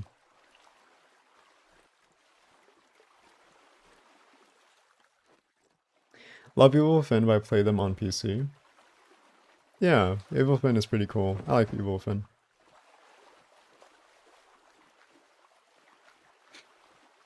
You didn't get the gas from the gas... The truck? Uh-oh. The truck? Oh, I guess I missed it. Okay. What truck? Was it outside? Everyone's entitled to their opinions for sure. I just think it's short-sighted to ignore that the town can manifest the same enemies in multiple OG games, but can't do that with the town's Punisher. Yeah, no, the town can definitely manifest much of the monsters. I'm not saying that it's entirely impossible for them to manifest the Pyramid Head in this game. I'm just saying when it comes to the implementation of Pyramid Head in this game, it's not for the faint of heart. It's not for the goodwill. It's solely for marketing reasons. And I think if we're looking at this from like a subjective standpoint and we see Pyramid Head's implementation in the movies especially, that's not because there was a genuine attempt to have him there for like lore reasons. It's just solely because of him being the unofficial official face of Silent Hill, because that's what brought in people to, you know, be incentivized to want to even have any interest at all whatsoever when it came to Silent Hill. You know, I think that's kind of really abundantly clear when it came to that sort of I think culture and time frame back in the day. um but regardless, you know, like he's here and like that's cool and all, but I'm just going off of the wishes from the OG creator, you know. And just, you know, the whole reasoning behind that framework really. But I mean, hey, like to each of everyone's own. Yeah. Where's the truck? Is it in the streets or did I pass it? Go back to the park? Uh-oh, okay.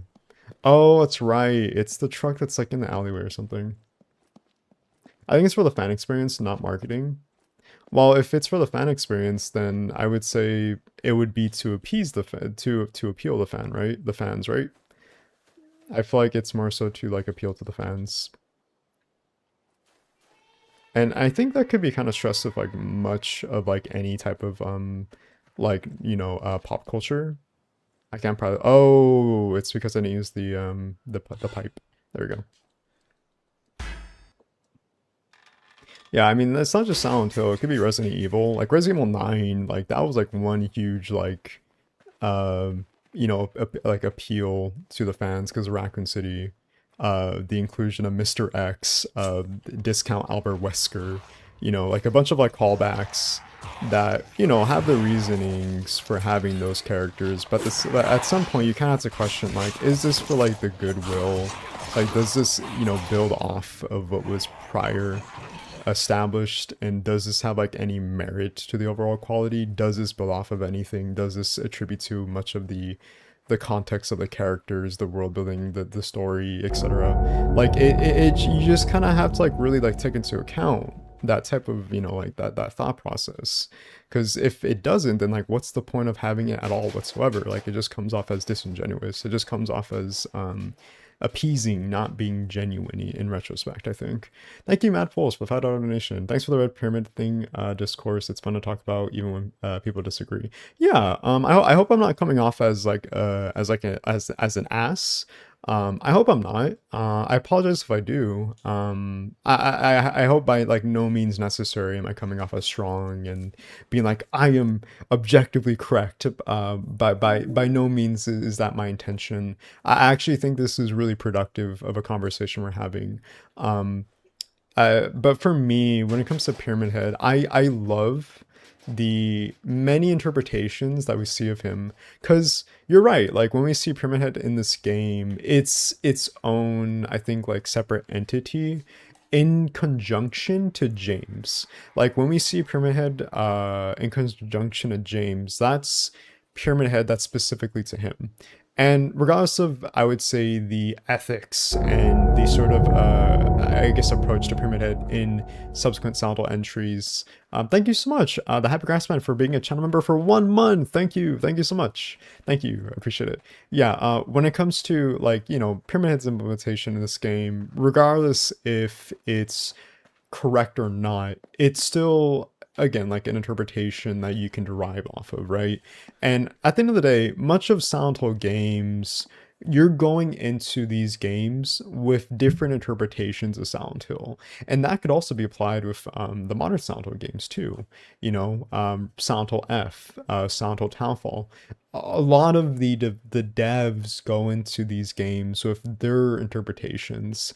But I think what we should like always want to be like in consideration of is just consistency. Because when you throw out consistency, then there's gonna be inconsistency, and then that just leads to a lot of like loopholes and a lot of like plot contrivances, and it just kind of like distarnishes like what was previously established from like way back then. But yeah, that's sort of like I think like issue and worry is when you throw out consistency, for the sake of trying to have appeasement, you know, like that's like kind of like my issue at the end of the day. But yeah, got homecoming working, sweet. Had to use RPCS3 LOL. Yeah, we did. Yeah, we got it running though. We got it running. We got it running. We should be good to go. That's why remakes are kind of getting out of hand. We love the nostalgia. That RE9 is just one big remake put into one new idea being brought to the table. Yeah, I mean, nostalgia's good. Nostalgia's good. Thank you so much, Bunny. Hey, what's up? Long time no see. How are you doing? Thank you for the $3 donation. A health drink for the Santo boy. Thank you. I definitely need a health drink after my preemptive rambles. But yeah, no, thank you. I appreciate the $3 donation. But yeah, no, you know, nostalgia is an interesting thing to me because nostalgia, I feel like could be good in retrospect, but it also could be bad. Because at the end of the day, as much as I love nostalgia, because it reminds me of like a much more simpler time, it could also come off as something that could be very much, I think, in tandem, kind of like manipulative in some ways. Thank you so much, Cat Peasant, for the 5 channel memberships. Oh my gosh, thank you so much. Let's see who won today. Angels Go 666 666. I surely smoke tree. Nicholas Costello, the milk, I'm assuming, or the MLK, NJ, and finally MJP. Thank you so much, Cat Peasant, for the 5 channel membership gifting. Thank you, that means a lot to me. Thank you. And imagine to those 5 lucky individuals as well. Thank you so much. Look at all this, this interaction and engagement in chat today. Thank you guys, I appreciate it. It means a lot to me. Thank you so much. I'm sorry? Oh, don't be sorry, Steven.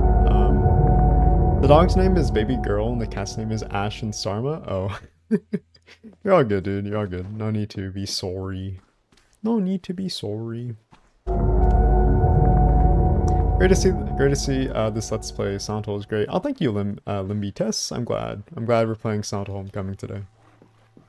Time for the cemetery. Yes, yes indeed. Hey, Payne, how are you doing? Hello. Weather's bad right now? Oh no, I'm so sorry. Oh no. Is it raining over there? Is it really hot? I hope you're doing well. I think we're all trying to survive at the end of the day when it comes to the weather. Jay turned Canadian for a minute there with a sorry. I'm sorry about that. I'm sorry. I hope that wasn't offensive. Sometime I say sorry. I say sorry. Sorry. It's our answering machine. There's no tape inside. Here we go. I use a cassette tape. Enjoy the memberships, chatters. Yes, please enjoy the memberships. For those who got the channel membership, we do have custom emojis. We have custom emojis that maybe someone in chat can use in the chat room. But yeah, there's a bunch of emojis, Silent Hill specific. So please feel free to enjoy. And thank you so much once again for the channel memberships. It's hot in Texas. It's really hot in California too. Yeah. The other cool part about this game is the cool stuff in Alex's psychic break work without the very brief appearance of Pyramid Head, and I enjoy the game overall. Combat is lackluster in all Silent Hill. That's true. I feel like this game overcompensates for its action orientated combat nature. And also thank you so much Involved for another 5 channel federal donation. Thank you so much.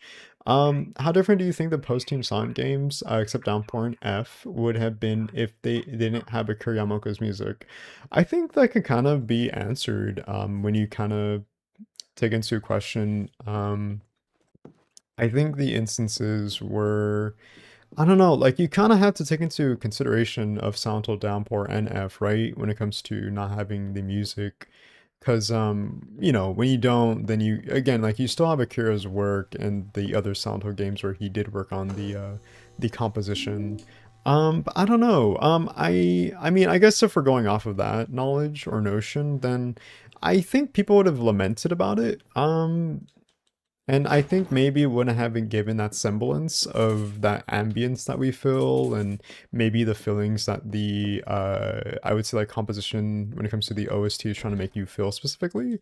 Because I feel like Akira Yamaoka's music composition is very, very articulate when it comes to want to convey that sort of emotional bouts when it comes to conveying like a scene in particular, you know, whether it's with a character that's in distress, or maybe it's like a very emotional scene, maybe it's just like roaming the town specifically, and have that sort of like kind of like looming dread in its ambience, but also really melancholy in some instances. Or maybe it just makes you kind of like make you stop for a moment to kind of affiliate and immerse yourself in that nature, you know, that is the town itself, where maybe you feel scared, but you may also feel very cozy in some retrospects, or in some instances. There's a note next to the phone. Adam, don't forget to ask Curtis about the engine. Okay, I guess we're going to what's it called? The cemetery, right? Yeah. So is it running well on the RPCS3? Might replay on that instead of dealing with the PC patches and all that. LOL. It's running smooth, like a hope and a prayer. Or I'm sorry, like a hope and a dream, I believe. Is that the correct terminology or expression? What's this on the fence? This is Josh's backpack. There's a photo inside. This looks like a picture of Dad's hunting room, but how did Joshua get in there? How did he get in there, chat? Yeah, Silent 1 and 2 are entirely different and are anthology-style games that were isolated to their own story. It wipes away any "you can't do this" with the series. I mean, at this point, when it came to the post-team Silent games and like their approach to the franchise, I feel like that just kind of opened a can of worms where that just allowed people to kind of have like their own interpretations of, you know, Silent Hill. I think, again, like when it comes to my problem is when it deviates from the lore, and it tries to enforce the lore in question as objectively correct. That's my issue in question. Because again, at the end of the day, when it comes to these games, it's subjective. But my issue is inconsistency. I value consistency, and again, like when you throw that out the window, then it's kind of like, well, then what's the point of doing and establishing, you know, the world building when it's just going to deviate from what was, you know, previously told and expressed, right?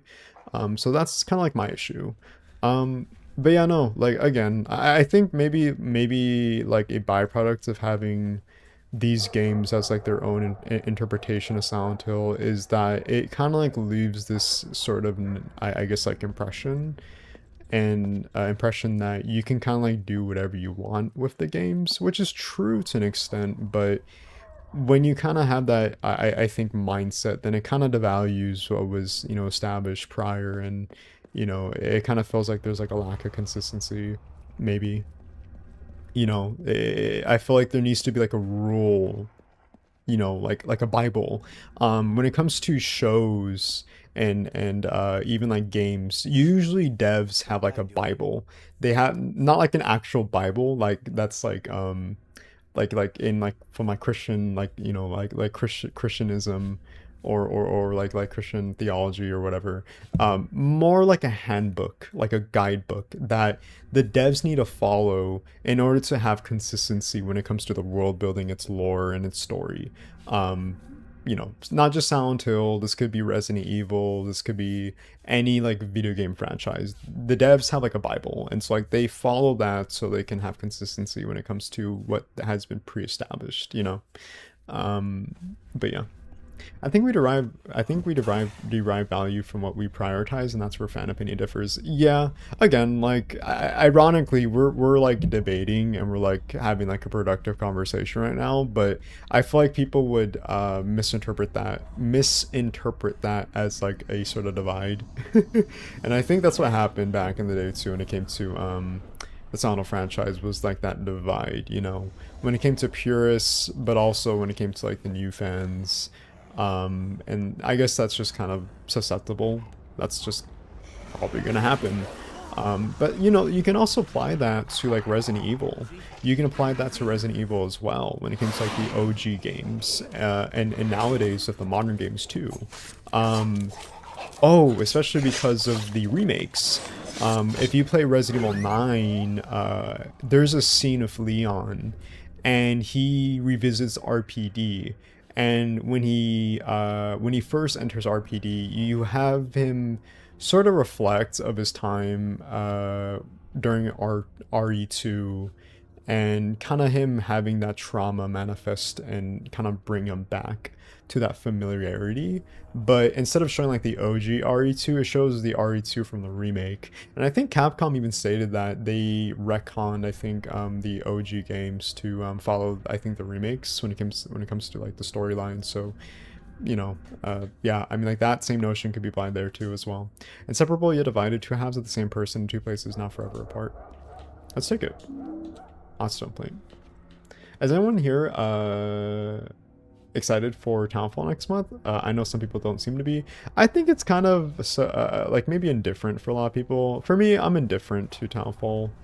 I am kind of sad to say I'm not too excited, but who knows? Maybe that might change when we play it. I don't know.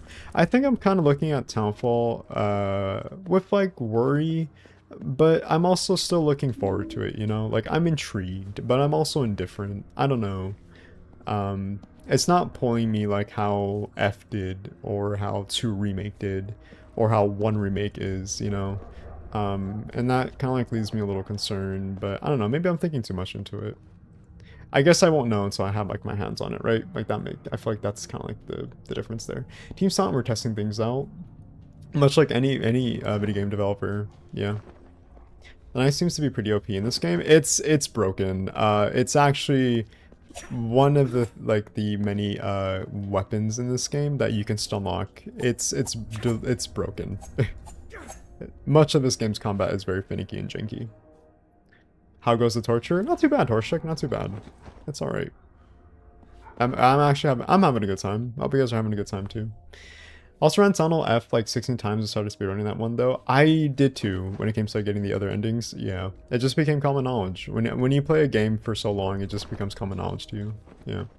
Jay, you know what would make Townfall more appealing to you if Pyramid Head was on it? Ah, yes, I love to see Pyramid Head for the fourth, fifth time. Ah, yes, I would love to see him. Townfall being first person is going to be a completely different experience. I agree, yeah. I'm looking forward to it. I hope they nail it down. It's going to be the first time we see a Silent Hill game in first person. At least officially speaking, if we exclude Silent Hill 4 when it comes to its like gameplay, at least in the room of Room 302, as like a gameplay gimmick, and then also PT Silent Hills before it got cancelled. Fighting words to say, the first 4 games don't have consistency. Yeah, that's true too. I mean, like any sort of material is gonna have its inconsistencies, you know? Yeah. 2 idiots, you mean? 1 works differently from 2. Silent 3 has Silent Hill outside of Silent Hill, and Silent 4 is half a game that is folded over and turned into an escort mission for the back half. I mean, you know, I think to each of everyone's own. Again, like it's subjective. Each Silent Hill game is gonna have its flaws and strengths. I just think in terms of consistency, for most people, the first 4 games are kind of seen as like the outlier, right?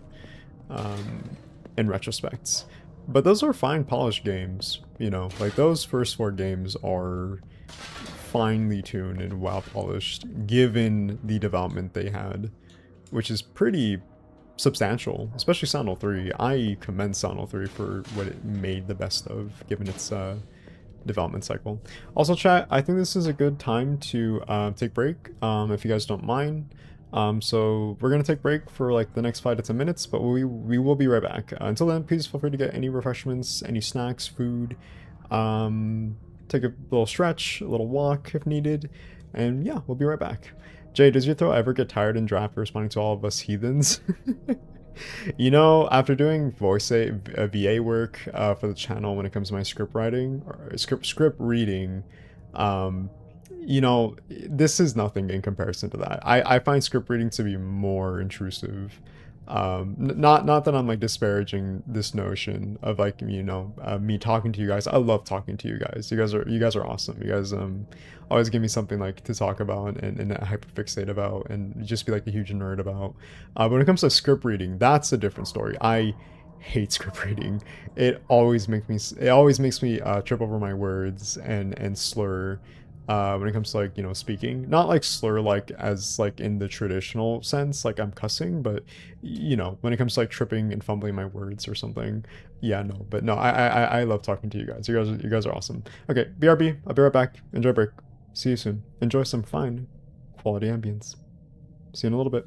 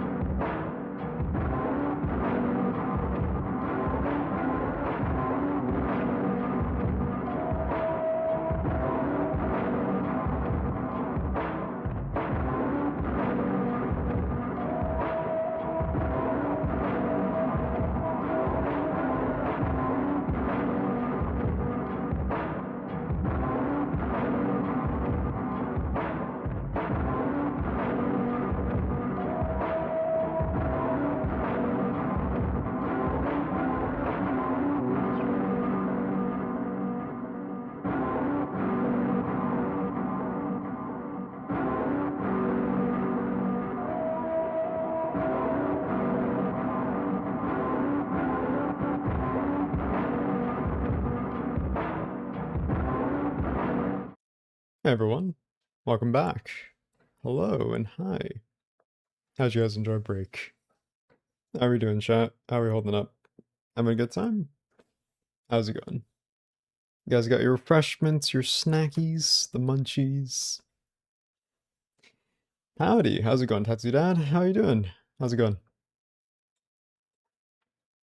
Glad to see you here. We're playing Sonic Origins, or sorry, Sonic Homecoming. How are you doing? How's it going? Do we? I don't remember if we came through here or not. Jay came back. Jay, I didn't even move Lamau. Well, hey, I'm glad I'm back. I'm glad I'm back. I always come back. Did I don't even remember where we're going, now that I think about it. Did we come through here? I don't think so. Yeah, okay, I think this is new. This looks new. This is new. Good, just been so busy with my college studies. Hey, nice. What are you studying? Tattoo Dan? I haven't been to college in a while. Last time I was in college was in 2023, I believe. I was there for a good short semester, I would say. I didn't even finish college. I did enjoy it though. College was good. I met a lot of people there. Definitely got more social. Very much a social butterfly. But I realized it was not my thing. But yeah. Hope college is going well for you. College could definitely be very, very much a meticulous process. Jane is perfect hair. Oh, thank you, thank you, Squid. I appreciate it. I try my best. We back with the milk. I'm studying science of criminal justice and forensics. Ooh, nice. That's so cool. That's awesome. I'm definitely not smart enough to study that, but you sound like you're capable of it, so I'm very happy for you. I hope it's a very smooth and not arduous process for you. I hope you finish strong. Very proud of you. Have you watched the movies that inspired the games like Lost Highway and Jacob's Ladder and Solaris? I have not, Madpoles, and I am embarrassed to say that. I, for some reason, could just never find a streaming service to watch those movies. I don't know why. To be honest, I'm not much of a movie person, nor show person. I, whenever it comes to like watching things, it's mostly YouTube. I mostly just like watch like other content creators when it comes to like my interests. So survival horror I think is a big one, but I think a lot of people may not have I think considered, or maybe that you guys have, but I, contrary to the popular belief, do have other interests than, you know, survival horror. I, for one, love video games. So when it comes to like video games, I love other types of genres. When it comes to you know, video games specifically. I love platformers. I'm a huge fan of 2D and 3D platformers. So think of like, you know, Pac-Man or Crash Bandicoot, you know, the traditional ones, Sly Cooper. I love platformers, but I also love learning about like more like retrospectives of games that people talk about, you know, kind of like how I talk about Silent Hill with like my hyperfixation on it.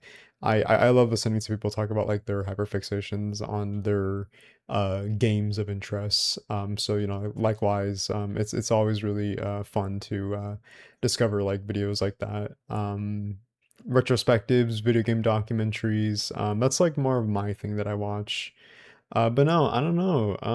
When it comes to horror films and shows have never really gratified or gravitated to me. I don't know why. It just, I don't know, it just never clicked. Maybe I haven't found the right one yet. Maybe one day though. But horror games, absolutely. This song is hereby dedicated to the memory of Claire Borden by her loving parents. Tragically lost moments of after her twin sister died. Born, the rest is illegible. Age 8 years old. There's an additional inscription below. Inseparable yet divided, two halves of the same person in two places, not forever apart. Strange stone plate. Can we combine these two? I don't remember. I don't think we can. I don't think you have the ability to combine in these in this game, right? Yeah. Jay's too sweet of a person to cosplay as Walter. He's too pure. I'd have to dye my hair or have to get like a blonde wig and buy like a was it like a what does he wear? Like a coat, like a blue coat with like brown khaki pants or slacks. I miss cosplaying as Harry though. I have a Harry Mason cosplay and I always get really giddy whenever I get to play Silent Hill 1 and cosplay as the boy. Here comes the boy. Hello boy. I love Harry, my goat. I'm so excited for Silent Hill remake. I await very patiently but excitedly when it comes to anything related to that game. So much content I want to make on Silent Hill remake. There can be an awesome protagonist. Me, a Silent Hill protagonist? I mean, given my health issues that are chronic, um, and how like I don't know existential I am in person or in question, uh, maybe I don't know. My Silent Hill would be my health issues. That absolutely would be my Silent Hill. I think people have asked me before, like, what if I made a Silent Hill game? I would make a Silent Hill game focusing on the horror of living in a human body that is actively killing you. If not killing you, then hurting you. I feel like that's like such a perfect setup when it comes to a protagonist who has to deal with the flaws and the maybe even like the burdens of living in a body that is actively like hurting you and against you. I think from like a narrative standpoint, like that would probably be like serviceable when it comes to like a Zelda protagonist, but I think as like a gameplay formula and like having to like manage like a like the protagonist is like health or maybe like I don't know, maybe like they like deal with like a debilitating health issue that leaves them like disabled, but like how would that translate to like like the gameplay, like you kind of have to like think about like that type of like perspective too, but I would definitely like make a Silent Hill that focuses like on like kind of like the interest, like the sort of like reversal of like Silent Hill 2, like like how James is someone who has like psychological the psychological horror of like repressed trauma and guilt that is manifested through the town that is like pulling him but also trying to make him suffer for the sins he committed. I would have the inverse of you basically as Mary as a protagonist, in like her perspective inside of things and having to go through Silent Hill, but just like as like a health like victim, but more like when it comes to the physicality, when it comes to like a protagonist who has like debilitating like health issues in these games, it's more like on the psychological nature, but not like on the physicality more often than not. And I think that'd be really interesting. I think like the design when it comes to like the monsters would I think obviously take inspiration from like more body horror. But I also would like for it to be like really abstract in its quality, like take examples from the protagonist's like memories that maybe like are very like meaningful but also very like damaging too, like kind of like eats away at them. That's kind of like my approach to like a Silent Hill game if I were to make one. I would really want it to like focus on like the more untouched uh I think specifics when it comes to health, but not like in the psychological horror prefix, but more on the physicality, more on the side of things that people don't talk about. And it's not just like in a horror context, it's even just like when it comes to like health in general, like chronic health issues is something I deal with, but it's never really talked to an extent when it comes to like not just like society, but just like in medical care.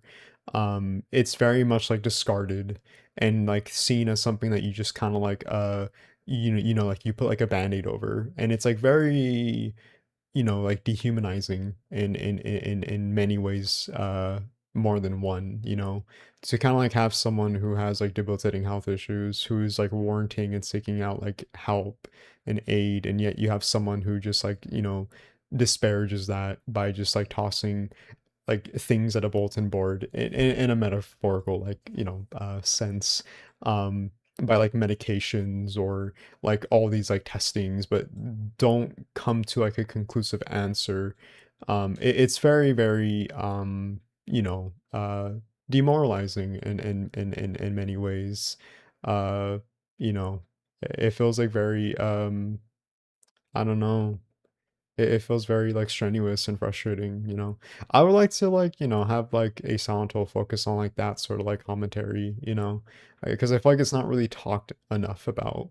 And I think it'd be such an interesting pull to kind of like maybe see that, but done like in a good manner, not like distastefully, because I know when it comes to media and people who have like maybe like debilitating health issues, chronically speaking, maybe like they have like a disability, it always makes it feel like it's like very like infantilizing, if that's the word.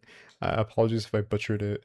um where it has like a completely skewed and misunderstanding of like the like the issue in question. It feels like it's very like misinformed, and it kind of feels like it's like performative in nature, you know. uh yeah, so that's just me. The volume is low. Oh shit, I didn't even realize the volume wasn't even on. I am so sorry. I'm sorry, I was going on this like preemptive ramble about like me wanting to like figure out like how to make a Silent Hill game, and I've completely forgot to turn on the audio. I am so sorry. Yeah, sorry chat, I apologize. My PC doesn't work at the moment, so can't get it on Steam, unfortunately, but thank you for checking for me. Oh, it seems like chat's kind of like conspiring. It seems like. Are you referring to Sound of Homecoming, Lauren? Yeah, you can try emulation, the PC port. There's like different like incentives to try out the game. Yeah, I'm sorry about that, chat. I'm actually kind of embarrassed. I didn't even realize that. I'm so sorry. Just the struggle of figuring out what's wrong with you is mentally and physically so much, and oftentimes there's no answer or it's not taken seriously enough. I agree, Lights. Yeah, you're someone who has chronic health issues too. And I completely like sympathize with you. Maybe not in the the context of like what you go through specifically, but from someone who feels like aggravating pain on a day-to-day basis with my body like actively hurting me, and likewise I imagine your body hurting you too. It's definitely very frustrating, and it eats away at you. Yeah, so to kind of like have that kind of like sort of like disavowed by not just like the like the healthcare system, but it's even like more insulting when it's like people that you are close to, that are like family or friends, and kind of like just like shave it off, or sort of kind of see it as something that's not as, I would say, maybe like tantalizing as like maybe someone who has like a terminal illness. Like regardless of whatever you're suffering with, if it hurts you, then it hurts you, and that's serious as it should be. Like that's enough to be serious in question, regardless of whether it's like chronic or terminal. Like I don't think people should make it a competition, because then that just kind of like devalues the person or persons plural in question. It's not a game, it is real life, and I wish more people took that seriously. Jay was in the zone, the Twilight Zone. Yeah, I've actually watched the Twilight Zone before. I remember like in middle school, my teacher put it on for us one day. That was really interesting. I wouldn't be surprised if Silent Hill maybe took some inspiration and creative liberties from the Twilight Zone. I know Alan Wake absolutely did, for sure. When it came to Night Springs, the in-universe like inspiration behind the Twilight Zone. Hello? Hello? Can I ask you something? I'm busy. Don't just say graphics. So if your standards for Silent Hill, there's little to no emphasis or use for ambient sounds for the environment and scares in this game. I have another pet sitting job in a few days, as well as an appointment with a new psychiatrist. I hope that goes well for you, Cat Peasant.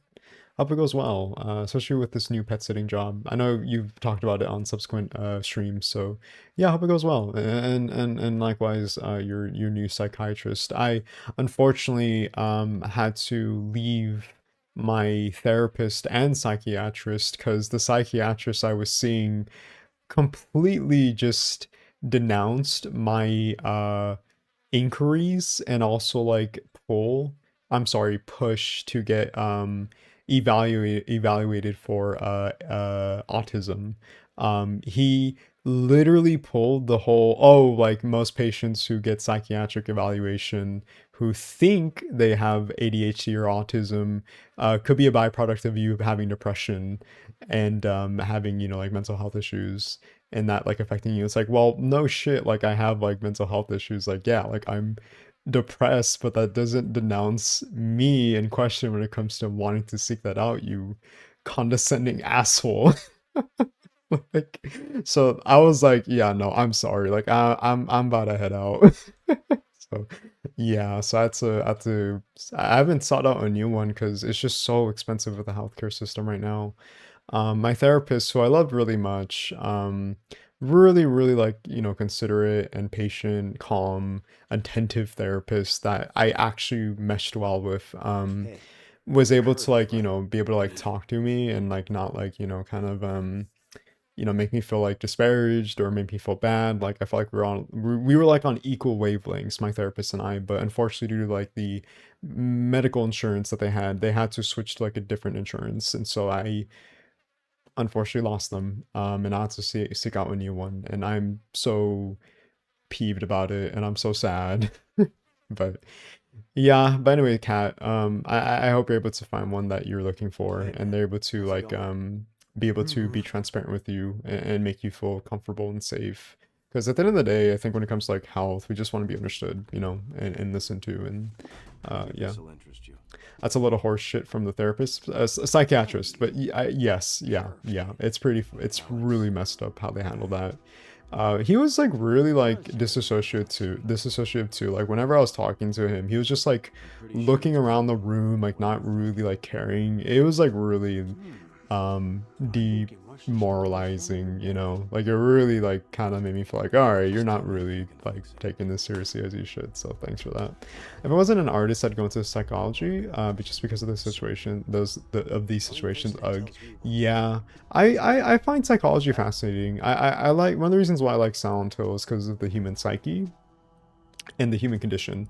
I find studying and kind of like immersing yourself with people who think differently from you to be really interesting, you Damn know, shame because I'm this someone that true really success values is. perspective, Look, what I because it's really not need just is for some like my sake, information. but it's also just like You to kind saw of my brother understand Joshua. the other person in question when it You comes to want like to their talk to the thoughts, mayor? He knows everybody's their internalized business. thoughts, like what, you know, like what they process, Good what the part lead. how they like function You know where I neurologically can find him? speaking when it comes to like their behavior, Sure. you know, like Just I just avoid find seeing his psychology every so day. interesting to me. Eat up people's And it's why brains. I think I like Silent Hill, because it There's allows something you to seriously experience it wrong through with like that different guy. protagonists, you know, and you get to like see them and how like they Kick in interact the and head. how like they function That's and how real that kind of cartilage. in tandem is provoked by the town of Silent Hill, but No just through this wonder like all the city's broken. psychological horror, you Nobody around know, here gives a as shit like a anymore. setup and a framework, really. Yeah, I could fix it. Might take a little while though. Come on, your stream your rules, let it all out, but Keep it. don't It's air yours. too much What's the personal stuff. catch? Oh, I'm sorry if I talk about my personal Consider it life if it handed makes to you your brother. uncomfortable. If it does, I can definitely dial it back. I just, again, it's not more so to be like emotionally provocative in a sort of like context where it may make you feel like I'm trying to Always like gotta have warrant a like gun. sympathy for me. I apologize if that's what you feel when it comes to me talking about like my health issues. Apologies if that's how you feel. Yeah. Um, in question. But it's more me wanting to just be like an advocate when it comes to these sort of things because I feel like they're not um, talked about too much, you know. Um, and me just like wanting to respect and be able to like use it as like an outlet for Hey people man, to like, one you more know, question. talk about it in question as well. So apologies if that's how you feel. Yeah. Can I have the shotgun? I would like How a about I take shotgun. that shotgun off That'd your be nice. hands? Yeah, how Very about funny if I moment with the slap one you really and good kill you, psychiatrist I huh? had where I You're talked about looking for a studying the weapon? Take a look DSM-5 for around the fun, and she place. just I'm sure you'll find uh something else you could use. said, "So, we're gonna have you take this survey for ASD." That's so funny. What's up all the We got a lot clocks? of clock parts in this place. They're Travis, elusive? Yeah, there's a Alex reason. has the most Perfect for interesting clocks. dialogue options, Haven't you huh? noticed that every single When I play clock in Santo this games, I town feel is like I'm part stopped of at their exactly family, if you know, you know. No, I 2:06? absolutely know what you're referring to, I yeah. know. You feel like you know these people, and that's why I Then love take these a games look too. around, You son. can like see Alex and you're like, I kind of know this person. Like you feel familiar enough to make me feel like I can know them, you know? And that's why I kind of like mesh well more with the Silent Hill games and like the Resident Evil games. because they humanize the protagonist much of the time, and they make them like really relatable. Where you can either see yourself as them, or you just like know of them enough to kind of like assimilate that feeling, right? What do you Why? think that is? No, I just keep ranting. It's just a joke. Oh, I'm sorry. Sometimes I may misinterpret comments because well for one, like I don't know like what you're thinking. I tend to do that. I'm sorry. Yeah, I just like to be very what's it called, transparent, and have a clarification when needed, when needed when it comes to chat. Right through your Um, face. yeah, your issues are relatable for me. Man, you really are like Carrie Mason at times. You know, I don't know. I just try to be considerate of chat. That's all. When it comes to like my commentary. Yeah. As a streamer chat, you kind of had to. You kind of had to simulate much of like the, I think like you know, the symptoms of being a streamer. Yeah, I'm not the streamer where I just like make like, you know, like reactions for the sake of just like, you know, reactions or something. Like I genuinely love interacting with you guys when it comes to our commentary. You know, it's like talking to like an old friend or something.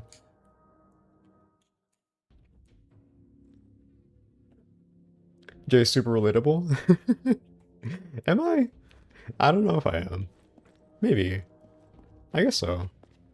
Also, fun fact, so during the development of this game, the hunter, Travis Grady, the guy we saw in the truck in the beginning of the game, after Alchemilla Hospital, there was supposed to be a section where you come back to, I think it was maybe the mechanic, or a hunter's lodge, and there's supposed to be a crescendo event, where you have to defend off with Travis, uh, with the monsters invading your sort of like holdout point, and you would have basically had to do that with him, and essentially that would have been you, like Alex and Travis, kind of like fending off, kind of like in Left 4 Dead in a way, and Travis would have died.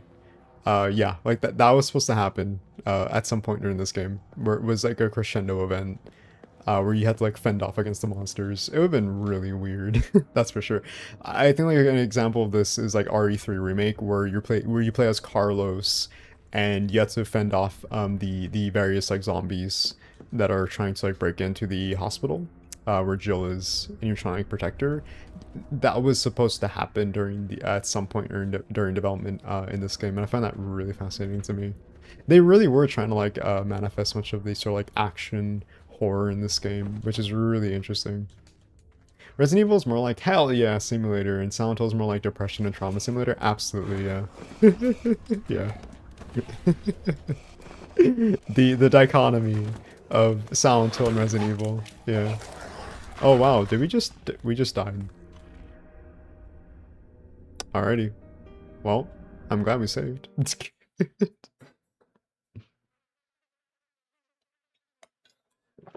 Please never become a PewDiePie? Well, Squid, I'm glad to have you know that I never will, because I don't think I'll ever be a channel where we reach 1 million subscribers. I don't think I'll ever be that YouTube channel. Realistically speaking, because Silent Hill is a really niche topic of interest, and also survival horror, as a genre is really niche. I don't know many channels that have uh, a focus on survival horror that have over like 1 million subscribers, especially ones that just don't focus on one specific niche. Like for example, like we focus on Silent Hill, right? I feel like you would have to focus on various subjects of horror, you know, in order to kind of like branch out essentially. I feel like realistically, as a YouTube channel, when it comes to us doing Silent Hill, I don't really expect to ever really grow past like maybe 100,000 realistically, and I'm fine with that. I'm fine with that. I'm fine with being the more smaller guy, because I feel like it invites more of like a kind of like cozy, homey feeling, you know? But even like if I did hypothetically like get like 1 million subscribers, which will never happen, I would still like be the same person, you know?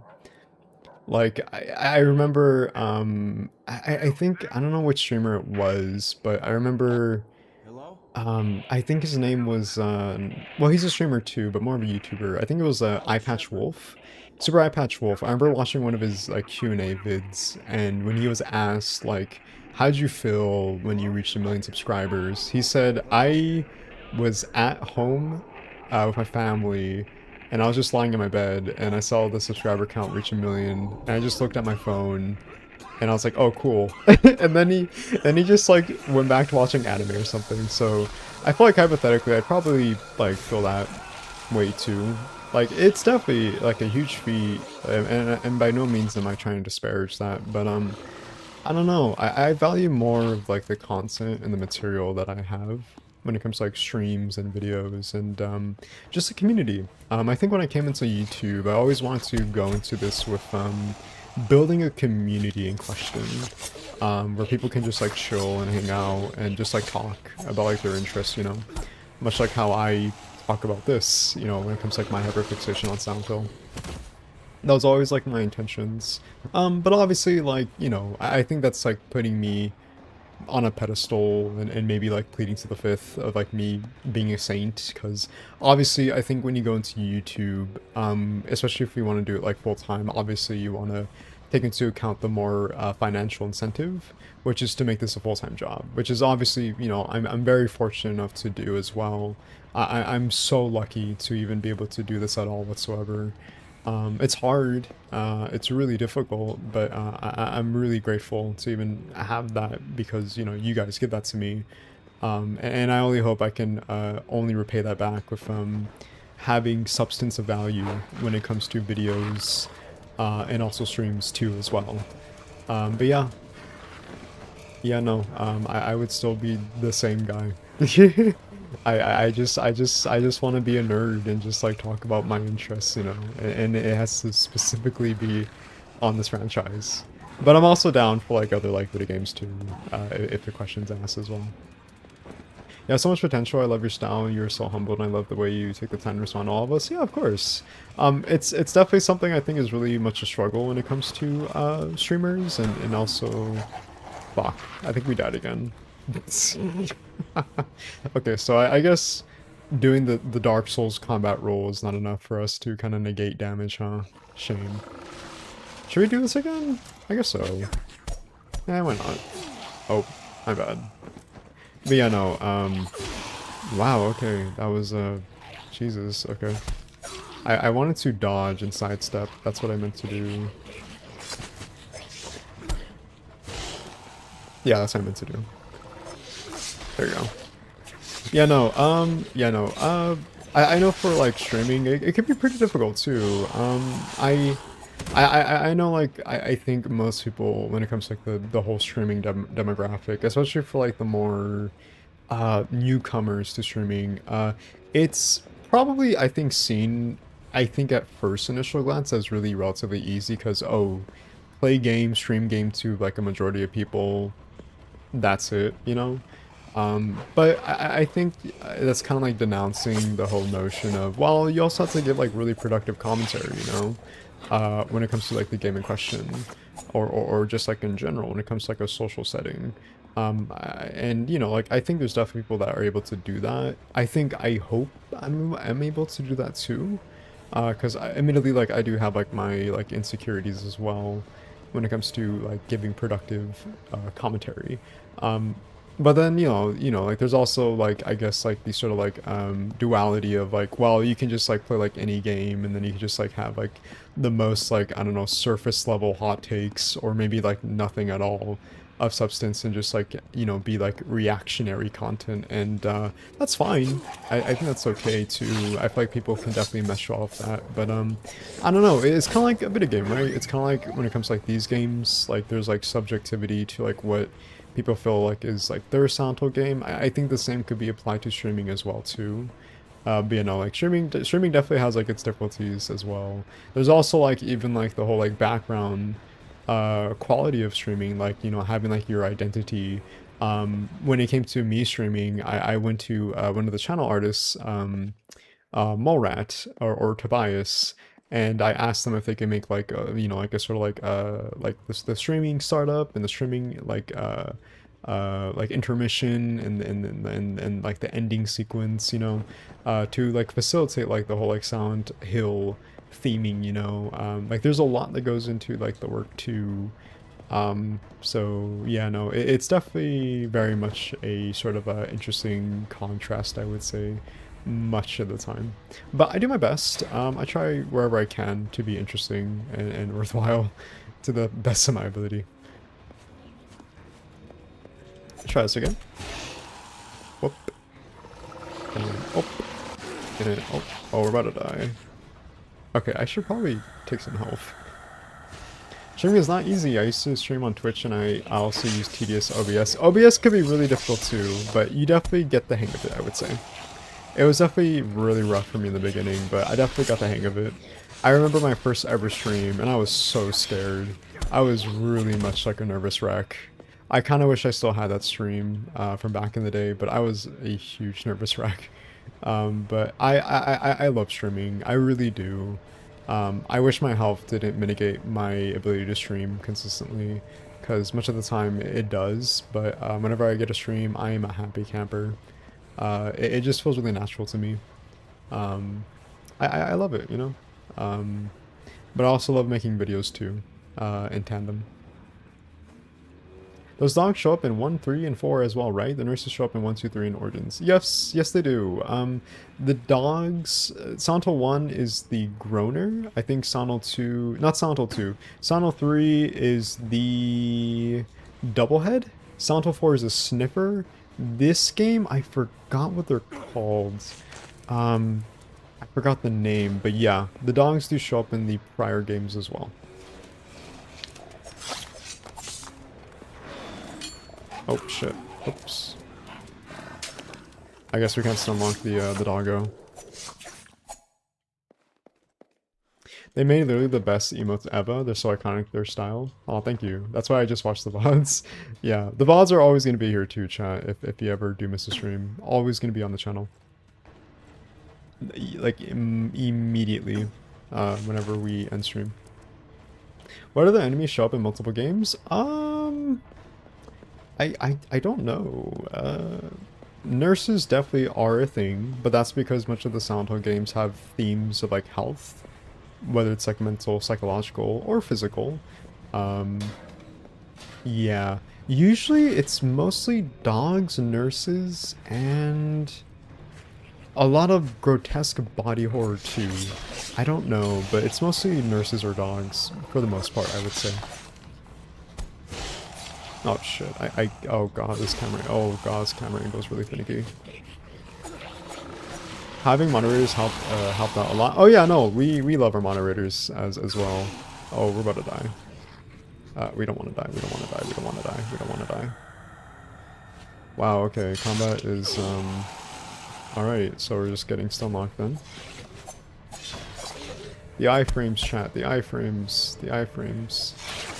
Gotta take advantage of the iframes. Okay.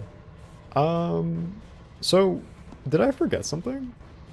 I remember, we have to solve a puzzle. Oh, right, we have the, I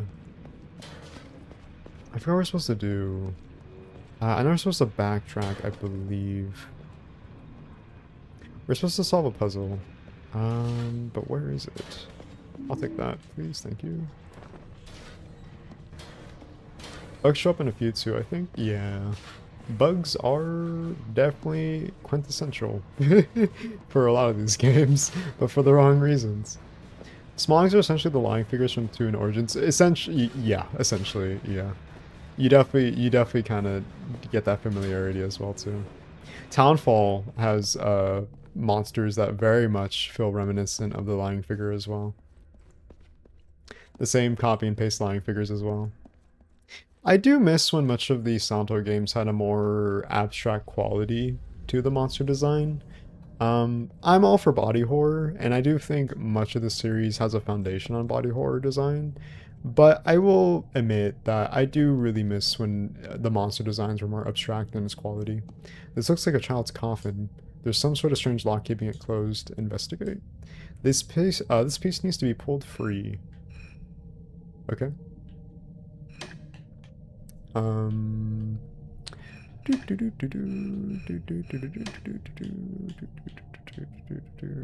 Okay. Let's see. Can I Yep, that's what I want to do. Yep.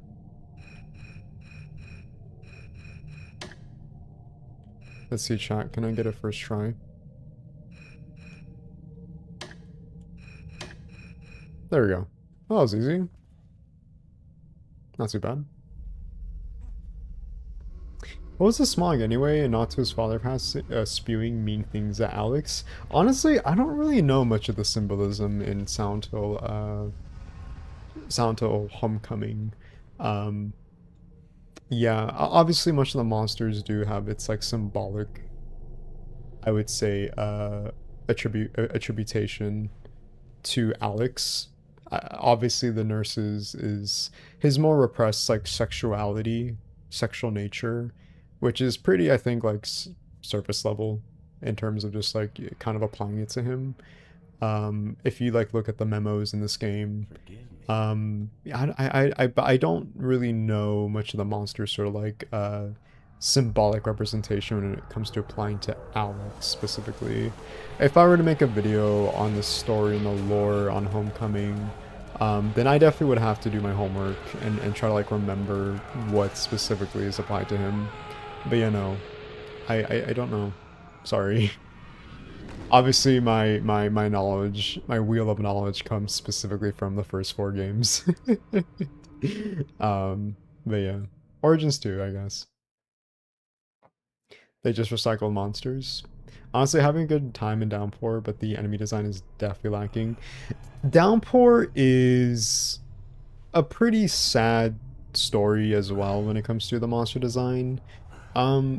Initially I thought it was just like really haphazard and lazy, but in retrospect, when I went undergoing a lot of the research and investigation for Downpour when it came to the development, Vatra Games had a lot of creative liberty when it came to the more, I would say, again, like monster designs in that game.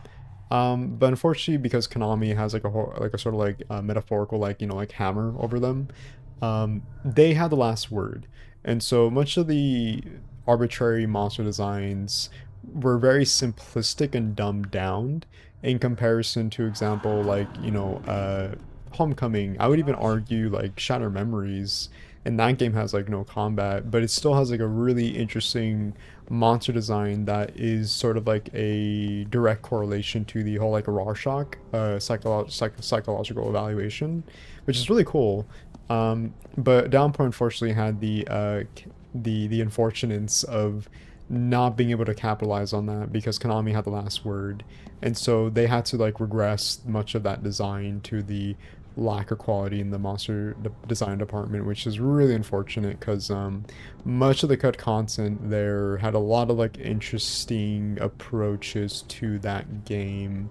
I would even argue much of like the development of these games are a sad story in many ways more than one, because obviously there was like a intentional push here to have some form of like creative freedom and liberties that were very much to flesh out and distinguish its contemporaries when it came to the subsequent Silent series. But I think it was unfortunately directed in a more safe approach and direction that was more familiar with players that saw the Team Silent games, such as, for example, the Bubblehead Nurses, Pyramid Head, the more esoteric designs that I think are much more familiar, which is what made that sort of like gravitational pull to players to be like, oh hey, like that looks familiar, like I know you, I've seen that before.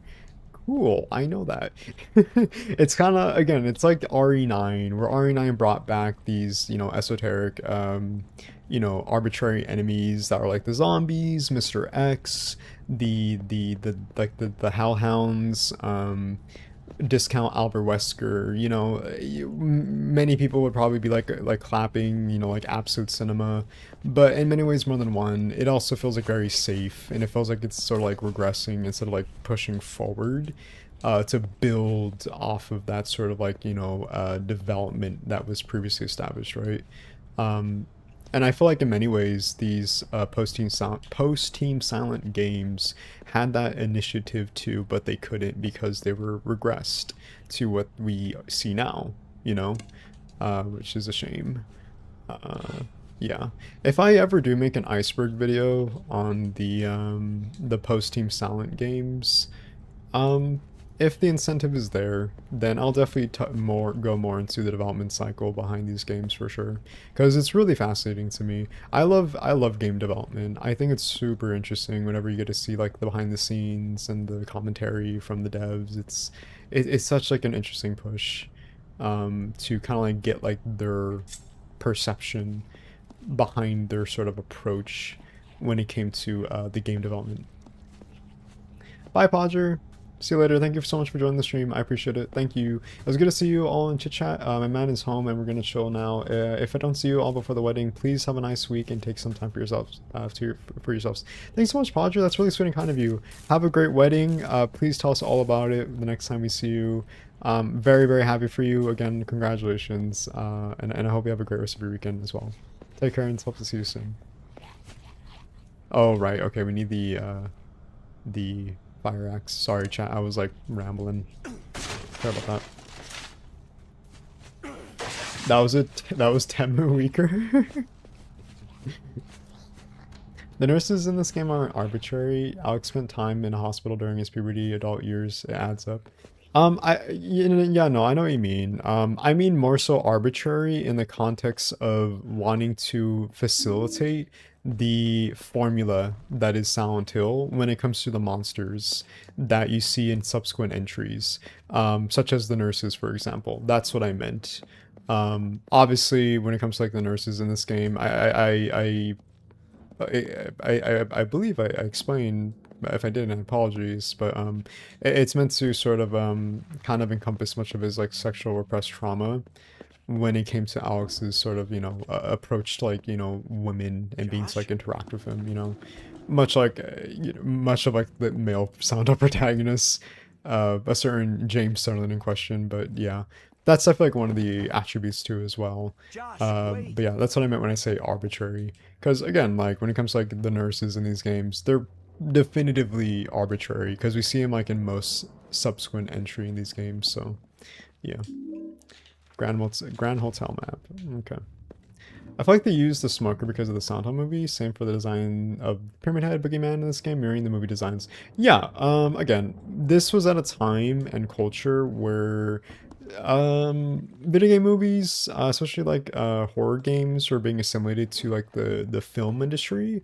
And so I feel like for much of the film industry, they see Pyramid Head and they think that's it, that's our horror movie monster, that's our Freddy Krueger, that's our Jason Voorhees, and nothing more, nothing less. And obviously when it came to like those Silent Hill films being adapted as a film, it was a complete sabotage and misunderstanding of what, you know, Silent Hill Silent Hill is in retrospect when it comes to its themes and symbolism and storytelling. Complete sabotage, thanks to a certain Christoph Gans. Unfortunately, but yeah, no, but I will say, I guess like if we're looking at this as like a positive spin on things, the movies did introduce a lot of people to Silent Hill, at least, you know, the franchise, the games in question. So it did that at the very least, but because it did that, a lot of people assimilated Pyramid Head we see from the movies as the definitive Pyramid Head that, at least at the time, you know, people thought of as Pyramid Head. When in reality, the definitive Pyramid Head, original Pyramid Head, was the one Masato Ito made for Silent Hill 2. In question. So yeah, but yeah, no. A lot of the movie had this sort of, I guess, influence on the post-Team Silent games, because that's what a lot of people associated Silent Hill with, was the post-Team Silent games. It's why you see Pyramid Head, the nurses from the movies, facilitate those designs that are translated to this game in particular. and also origins as well, specifically. I use the maintenance key. Gotta perform some maintenance. I need to rewire this. I need to rewire this. Will they attack us if we decide to do this puzzle? Oh god, I forgot the terrible shooting. I forgot that the gunplay in this game is so terrible. It's so janky and weird. I don't like it. There you go. Yeah, it's really weird. I don't like it. So I like the first Silent Hill movie. Harry wasn't going to Silent Hill to battle inner demons. He was chasing his daughter. The movie did the same while unraveling the cult as the plot progressed. I think a lot of people like the first Silent Hill movie. I personally could take it or leave it. I don't like that Christoph Gans had a misunderstanding of Harry Mason as a protagonist because he saw him as a protagonist that was not masculine enough. He saw him as feminine, and I feel like that's like really disingenuous to his character because, like you said, like Harry's intentions were to save his daughter, and I think as the heroic archetype, which I would say Harry Mason, in terms of development, when it came to creating a protagonist, when it came to the first game, was to simulate that heroic archetype, which was, you know, the hero who goes on the hero's journey to, you know, go from point A to point B. Because in retrospect, in Silent Hill 1, as much as I love Harry Mason, he does feel kind of surface level, and the most you get in terms of like character development is through the byproduct of Alessa Gillespie, which is through, you know, Cheryl Mason and like her past and her, you know, trauma and her like, you know, memories and her as a character. Harry, it's far in between. It's here and there, mostly through memos. I think it definitely builds off of it in Silent Hill 3 since we get more of his internalized thoughts. So Harry Mason is like a very multifaceted character when you supplement that material from different sources of media, such as Silent Hill 3, the novels, and also even the play novel too, which is, you know, an adaptation of Silent Hill 1. It gives much more substance to him, and to kind of like see Christoph Gans not take that into consideration and see him as pretty much like mere fodder is kind of distasteful to me, and is like a huge like sabotage of his character. But I do understand his intentions in doing the whole like reversal of having the mother figure be sort of like that stand-in for Harry Mason in the first movie, because that's sort of like the approach he had in mind, which is fine. I'm definitely all for like different iterations and interpretations of Silent Hill 1, but I do think it is such a huge deliberate sabotage of Harry Mason as a character from the original source material, and it makes me really sad because I love Harry, and I feel like you definitely could have done so much more for him in the movie, instead of just being like kind of like this like B plot that does really not much of anything, unfortunately. More so in the second movie, but even then he's like held captive and sort of like the damsel in distress, which is ironic because Christoph Gans said that he's a feminine character, and yet in Silent Hill Revelations he's the damsel in distress that that Cheryl or Heather has to save. It's I don't know, but yeah, no, I definitely have my reservations. I definitely think when it comes to adaptations, respect the material, and if not, then, you know, don't do much of it. Don't do, you know, much of anything with it at all if you're not going to respect it, you know. But that's just me. He reverse invented Sean Bean as Harry Mason, though. In some shape, way, or form, yeah, ironically speaking. Still a bad movie. I think I was 4 or 5 when my mom made me a Game Boy DMG costume for Halloween. Essentially just a gray cardboard box of craft paper buttons and a screen, but man, I loved it. That's so cute. I love that for you. That's awesome. Harry and Ethan are the best dads. I love Harry and Ethan. Best dads in gaming. I love me a good video game dad protagonist, you know. Okay, I don't really understand much of this puzzle. It's a lot of like just kind of like second guessing, so that's why we have a guide. We have our guide, chat. It's good to have guides. Firebox puzzle. Okay, so yellow wire is connection to... white wire is connection... Oh, hell? Yeah, and then white wire is connection 1. Red wire is connection 4. Blue wire is connection 3. And then green wire is connection 5. And 3. There you go. Nice. Cool. And Jay said, let there be light. Gone shows a woman to be the main protagonist, men being vulnerable are not realistic. Yeah, it's so weird to have this cognitive dissonance of seeing a male protagonist as being feminine because they display vulnerability and emotion, which is such a weird sort of like insecurity or self-consciousness that's being projected, because as human beings we manifest emotion, like that's part of like our biology. So I really don't understand it like at all from that perspective, but sure buddy. Like okay buddy. but whatever, that's okay. I think if we get another Silent Hill film, I really don't want it to be an adaptation. I just want it to be like its own thing, kind of like with the new Resident Evil. I rather take inspiration and creative liberties, but build off of it and do like its own unique thing, I would say. That'd be cool, I would say. I would say Harry is the most gentle masculine with feminine traits. That's a good way to look at it too. Yeah, that's a good way to look at it. Hashtag woke gods.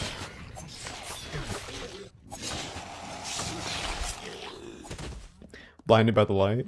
Bury the light deep within. Okay, so where am I supposed to go? It's been a while. It's so crazy to figure out what is real in Silent Hill 1 at all. Harry wakes up from all the otherworld segments when they end. Yeah. I love that too. I love how they set that up in Silent Hill 1. It's so cool how they do it. It's really, really cool. Oh, here we go. My bad. Is it because Gons is French? I do not know. That is a good question. I guess we'll never know. Time to do padding that has nothing to do with the main game story. Pretty much, yeah. Yeah. We're gonna see Pyramid Head relatively soon. It's just sexist period. Being French, it helps, I guess. Very sexist and also misogynistic too. Yeah. Interviewers call Gons a gamer and I scoff at that statement. That's hilarious. He is not a gamer. At best, he probably like watched like a playthrough of the games and like a retrospective, an explanation, an analysis, and maybe play like a little bit of the games or watch someone else play it for him. Gons had that tone, sound design, set design, and pacing on point, even if fans don't like some of the creative liberties. The most recent Silent Hill movie, they had a bunch of great ingredients. Yeah, for sure, definitely. Oh, whoa, what's going on? Oh, right, you guys. David Cage is also bad at writing women. So I've heard. I wouldn't know because I never played the David Cage games, but so I've heard. Jay can sing. I cannot sing, but thank you for the kind regards. It was just a different time when video games were still embarrassing to play as an adult. As an adult now, movies are embarrassing to watch and games are played all by my children. The irony. The irony.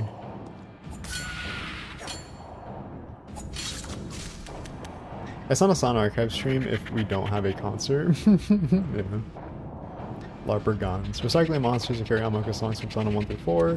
Putting Pyramid Head in the movie and fundamentally misunderstanding Silent 1. Yeah, recipe for trash. Yeah, unfortunately. But it is what it is. Oh, shit. Some fans are still in denial. I guess so. I wouldn't know those fans, though. Harry's the perfect example of a male maternity icon. Yeah. He reimagined the first game story. I think that's probably the best word to use, maybe, on a surface level. Yeah.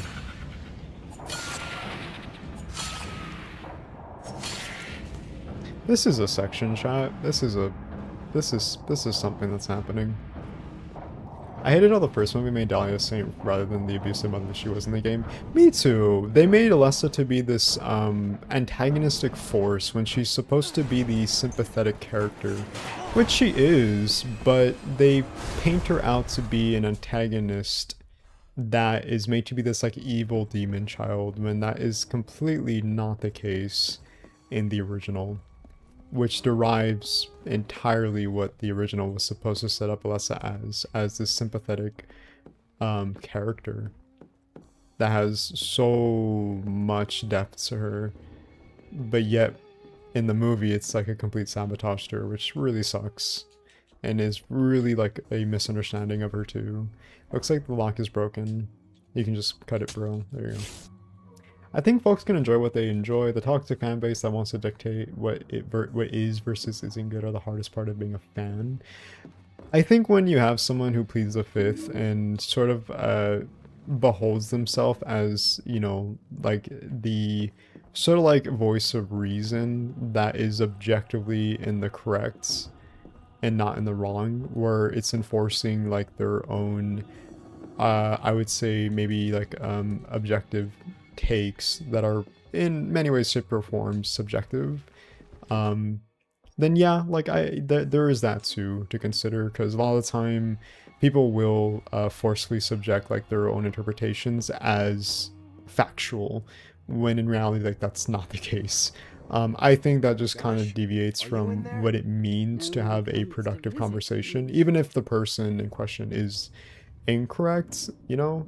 You don't have to be like an ass about it. Like, I think it's just kind of like guiding into like, you know, a direction that allows you to both learn from each other and kind of have like a very like well thoughtful, meaningful, you know, productive conversation. Who left you here In all question. alone? Everyone else is gone. Don't blame them. Evil daughter of the devil, and instead ooh, Dahlia was manipulated by this other cult woman, and this woman did nothing wrong. What bothered me with Gons was the whole ash concept rather than sticking to the snow. I think the ash concept could definitely work, but maybe in execution it wasn't paid off well, I think. I've seen Toxic fan horrible base in things. quotations is usually a cope for some people, like saying the This is first 4 no games don't place have for a consistency. child. I think the first 4 games do have consistency because they have world building I and they have understand. structure. Sure, it could be seen and hailed as references, but it's not deliberately meant to be very disingenuous to where it's like kind of like, you know, like most movie franchises where it's like, oh hey, like remember this callback? Well, here it is now. This is really cool. It's more so meant to like be world building, and the first 4 games do have that. They have world building that builds off of each subsequent game that makes it really rewarding for the player when you go digging through the lore from when you look through like the memos in each subsequent game that builds off of the last one. Like it pays off because it actually introduces prior established lore, such as for example like in Silent Hill 2 Walter Sullivan, even though at the time of development for Silent Hill 2 Walter Sullivan wasn't even conceived as like an antagonist at the time, but they decided to repurpose that for Silent Hill 4 and flesh him out as a really amazing antagonistic character. In Silent Hill 3, you have Joseph Scriber as like a journalist who's investigating the Wish House orphanage. That's paid off in Silent Hill 4, so that has consistency because it pays respect to what's previously established and built off of that. And I think it's like one of the reasons why I really appreciate the original Team Silent games, because they worked off of that and rewarded the player for immersing themselves in the world they built specifically for you to go and investigate and find out, as you know, well meaningful intentions to have you kind of immerse yourself in, you know, this weird universe that is Silent Hill that we all know and love. So yeah. And calling people who disagree as idiots is further toxicity. How to block this dude, but still see his constant hate texts about all the Silent Hill content while he watches a Silent Hill stream. LOL. It's a wine fest. Those are also the same people that say that they haven't played the games, but they watch like a video essay of a video essayist, and they basically use that as like their reasoning as well. Yeah. It's funny, isn't it? Sybil Bennett, you are the father. Food fight. Can y'all stop beefing? I don't think we're trying to beef here. I just think we're trying to like have a productive conversation. But yeah. But we can tone it down if needed for sure. Gotta call a spade, especially fans who insist on only recycling Silent to trouble in Therapy Town. Calling folks twerp an idiot and wondering why he got blocked while he constantly posts wine posts about Sandal stuff. Like, what are you even doing here, bro? Go be salty somewhere else. Yeah, toxicity is gonna happen in fandoms. It's just gonna happen, objectively speaking. Unfortunately. I just think the best we can do as fans and as a community is just respect each other's like opinions and just, you know, hold our peace. You know, just be like the bigger person and like adults. Because at the end of the day, like we're all like fans of a fandom, a franchise that we hold near and dear to our heart, right? I'm all for like productive conversation and like talking about like the franchise too, but when it gets to the point where like people like harming each other like actively, whether like vocally or like physically, then that's where I'm gonna like hop off, and I'm going to just feel like that's just completely derivative of what it means to like just be a part of a fandom and community. You know, we're meant to like help build off of each other and work together, right? Not to be against each other, if that makes sense. But yeah, reads and I show speed. My opinion is correct, and people who disagree are idiots and twerps. Arguments, yeah. Don't worry, we're all civil. I sure reads. Someone once set up the premise and kickstarted the nightmare. Sound who to define the nature of and set the rules that rules to that nightmare. Sound 3 finish up the story and define the cults. They all have their perspective payoffs to establish the sort of commentary they have in question for those games. Yeah, no, for sure. Jay, would you rather have one of your favorite gaming franchises be adapted by Christoph Gans or Adi Shankar? Ooh,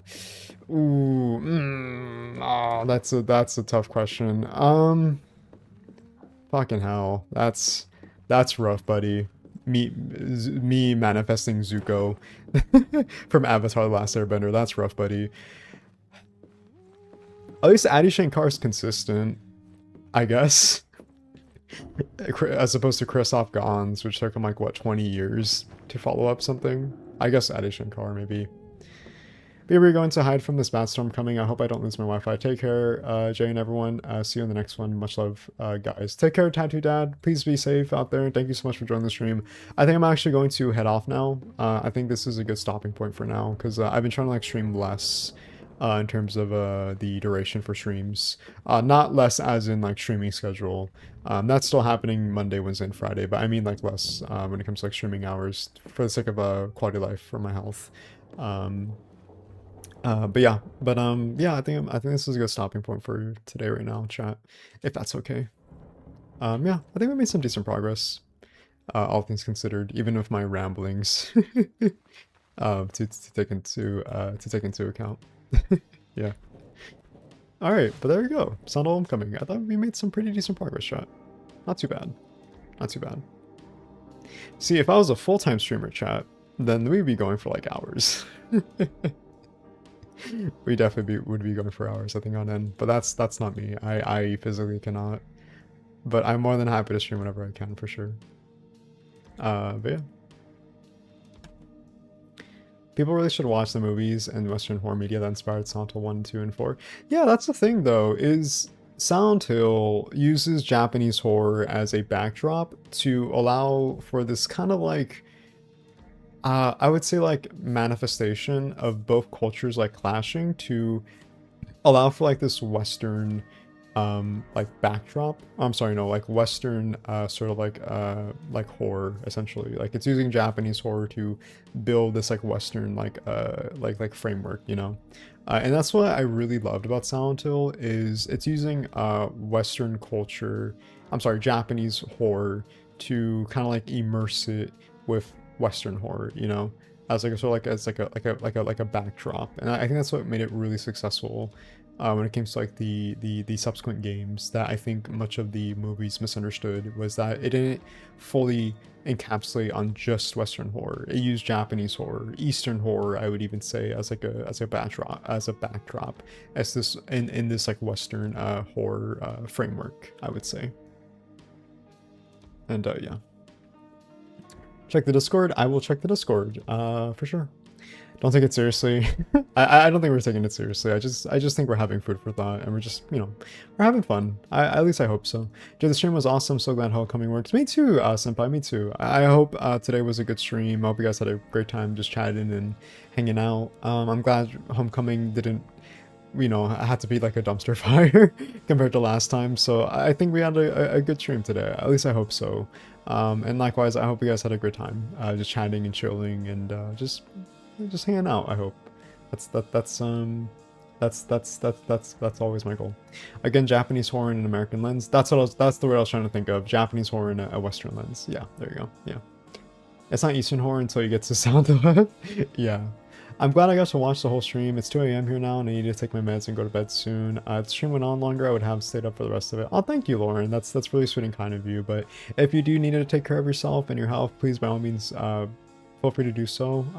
Your safety is my concern, much like how it is your concern. So if you need a rest, please, by all means, go rest. If you need to eat, go eat. If you need to just head out for the day, please, by all means, go free to do so. But I'm glad you got to enjoy the whole stream for today. And yeah, the design docs on Silent Hill 5 might be of interest to you. I did cover that, Torshek. Again, I made a whole video covering lost and cancelled Silent Hill media, specifically games. Silent Hill 5, Silent Hill Homecoming, which we're talking about right now, I covered. If you go through my backlog of videos that I made prior to the stream. So yeah, I think that'd be of interest. At least I hope so. Yeah. Stephen King and David Lynch content? Yes, Stephen King and David Lynch were a huge foundation for much of the Western iconography and like setting and like environment when it comes to these games as well too. First 4 games too. It was a good stream. Thank you, Giscone. I appreciate that. Great stream, Jay. Now rest up. I'm gonna go eat dinner and also just rest for the rest of the day. But thank you guys so much for joining. I had a fun time with you guys, and I hope you guys had a fun time too. Yeah, you're welcome, Jay. Thank you for your kind words. It was a good stream. Thank you, Lauren. I appreciate the kind regards. That's from Designer Dave, one of the devs. Designer Dave. That's a name. Goodbye. I'll see you on Wednesday. See you on Wednesday too, just Goni. Kat, thank you so much. I hope I do. Jay, wear the jacket next time. I will. I do have the James Starlin jacket, so we can I'll definitely cosplay as pseudo Alex Shepard with James's jacket or something. But for sure, I'll definitely wear it next time. Yeah. Thank you for, I'll make sure to remind myself. Thank you so much for reminding me. And also just like the suggestion. Jacob's Ladder is the major influence for Silent Hill. For many of the Otherworld design, for sure. Yeah, definitely. Masaru Ito and Kishio Toyama said no Jacob's Ladder, no Silent Hill, but don't tell some fans that. That's a whole can of worms for next time. But thank you guys so much for joining the stream. I had a fun time playing Homecoming. Thank you for all of those that came today. I'm so sorry once again for the delay for this game. I know I was supposed to play it on Friday, but I had some health issues arise, and I had to like manage that and take care of myself much of the time. But I'm glad we got to play it today. We'll definitely come back on Wednesday as per usual, 3 p.m. Pacific Standard Time, to continue more of Silent Hill Homecoming. And yeah, I hope you guys are there to enjoy, and we could just do the same thing as well. Just chill, chat, hang out, and have a great time. And yeah, good night and thank you for the stream. It was nice to follow while I've had a tough time at work tonight. I'm sorry to hear about that, Madrid fan. I can't imagine what it's like right now for work for you, but I'm glad the stream can hopefully accommodate for that. And you have a great rest of your night too, Madrid fan. Thank you for joining as well. Thank you so much. Good stream as always, Jay. Thank you, Cat Peasant. Thank you so much. And thank you so much for the channel memberships as well and gifting that. That was really sweet and kind of you. Yes, we love the James jacket, the loner jacket. Yeah. Yes, we'll definitely see you and all you guys on Wednesday. Absolutely, Squid. Absolutely. Thank you so much. And yeah, thank you guys for joining. I'll see you guys on Wednesday, 3 p.m. Pacific Standard Time for more Silent Hill Homecoming. We'll continue where we left off and see how far we get. But yeah, as always, thank you guys so much for watching. As per usual, please take care of yourself, be kind to yourself, eat, sleep, rest well, and do what you can, chat. Do what you can. It's all we can do. And you know what? That's more than enough. And it always will be. At least to me. You guys will always be more than enough. But yeah, take care. I'll see you guys on Wednesday, 3 p.m. Pacific Standard Time, which I believe will be August 19th. Oh, I forgot. We will be watching Gamescom. We will be watching Gamescom next Tuesday. Because that's going to be happening next Tuesday. On August 25th, I believe, at 11 a.m. Because Silent Hill Townfall will be there. So we will be watching Gamescom. So you guys will have 4 streams next week. At least I hope so. Yeah. Okay. Just want to make that announcement because I just remember that. But we will be watching Gamescom. That will be a chill stream. We'll be watching 11 a.m. Pacific Standard Time. So that should be fun. That should be fun. Yeah. Anyways, I'm gonna get going. See you guys later. Have a rest of your day. Thank you so much for joining. Thank you so much for the donations and the channel membership giftings as well.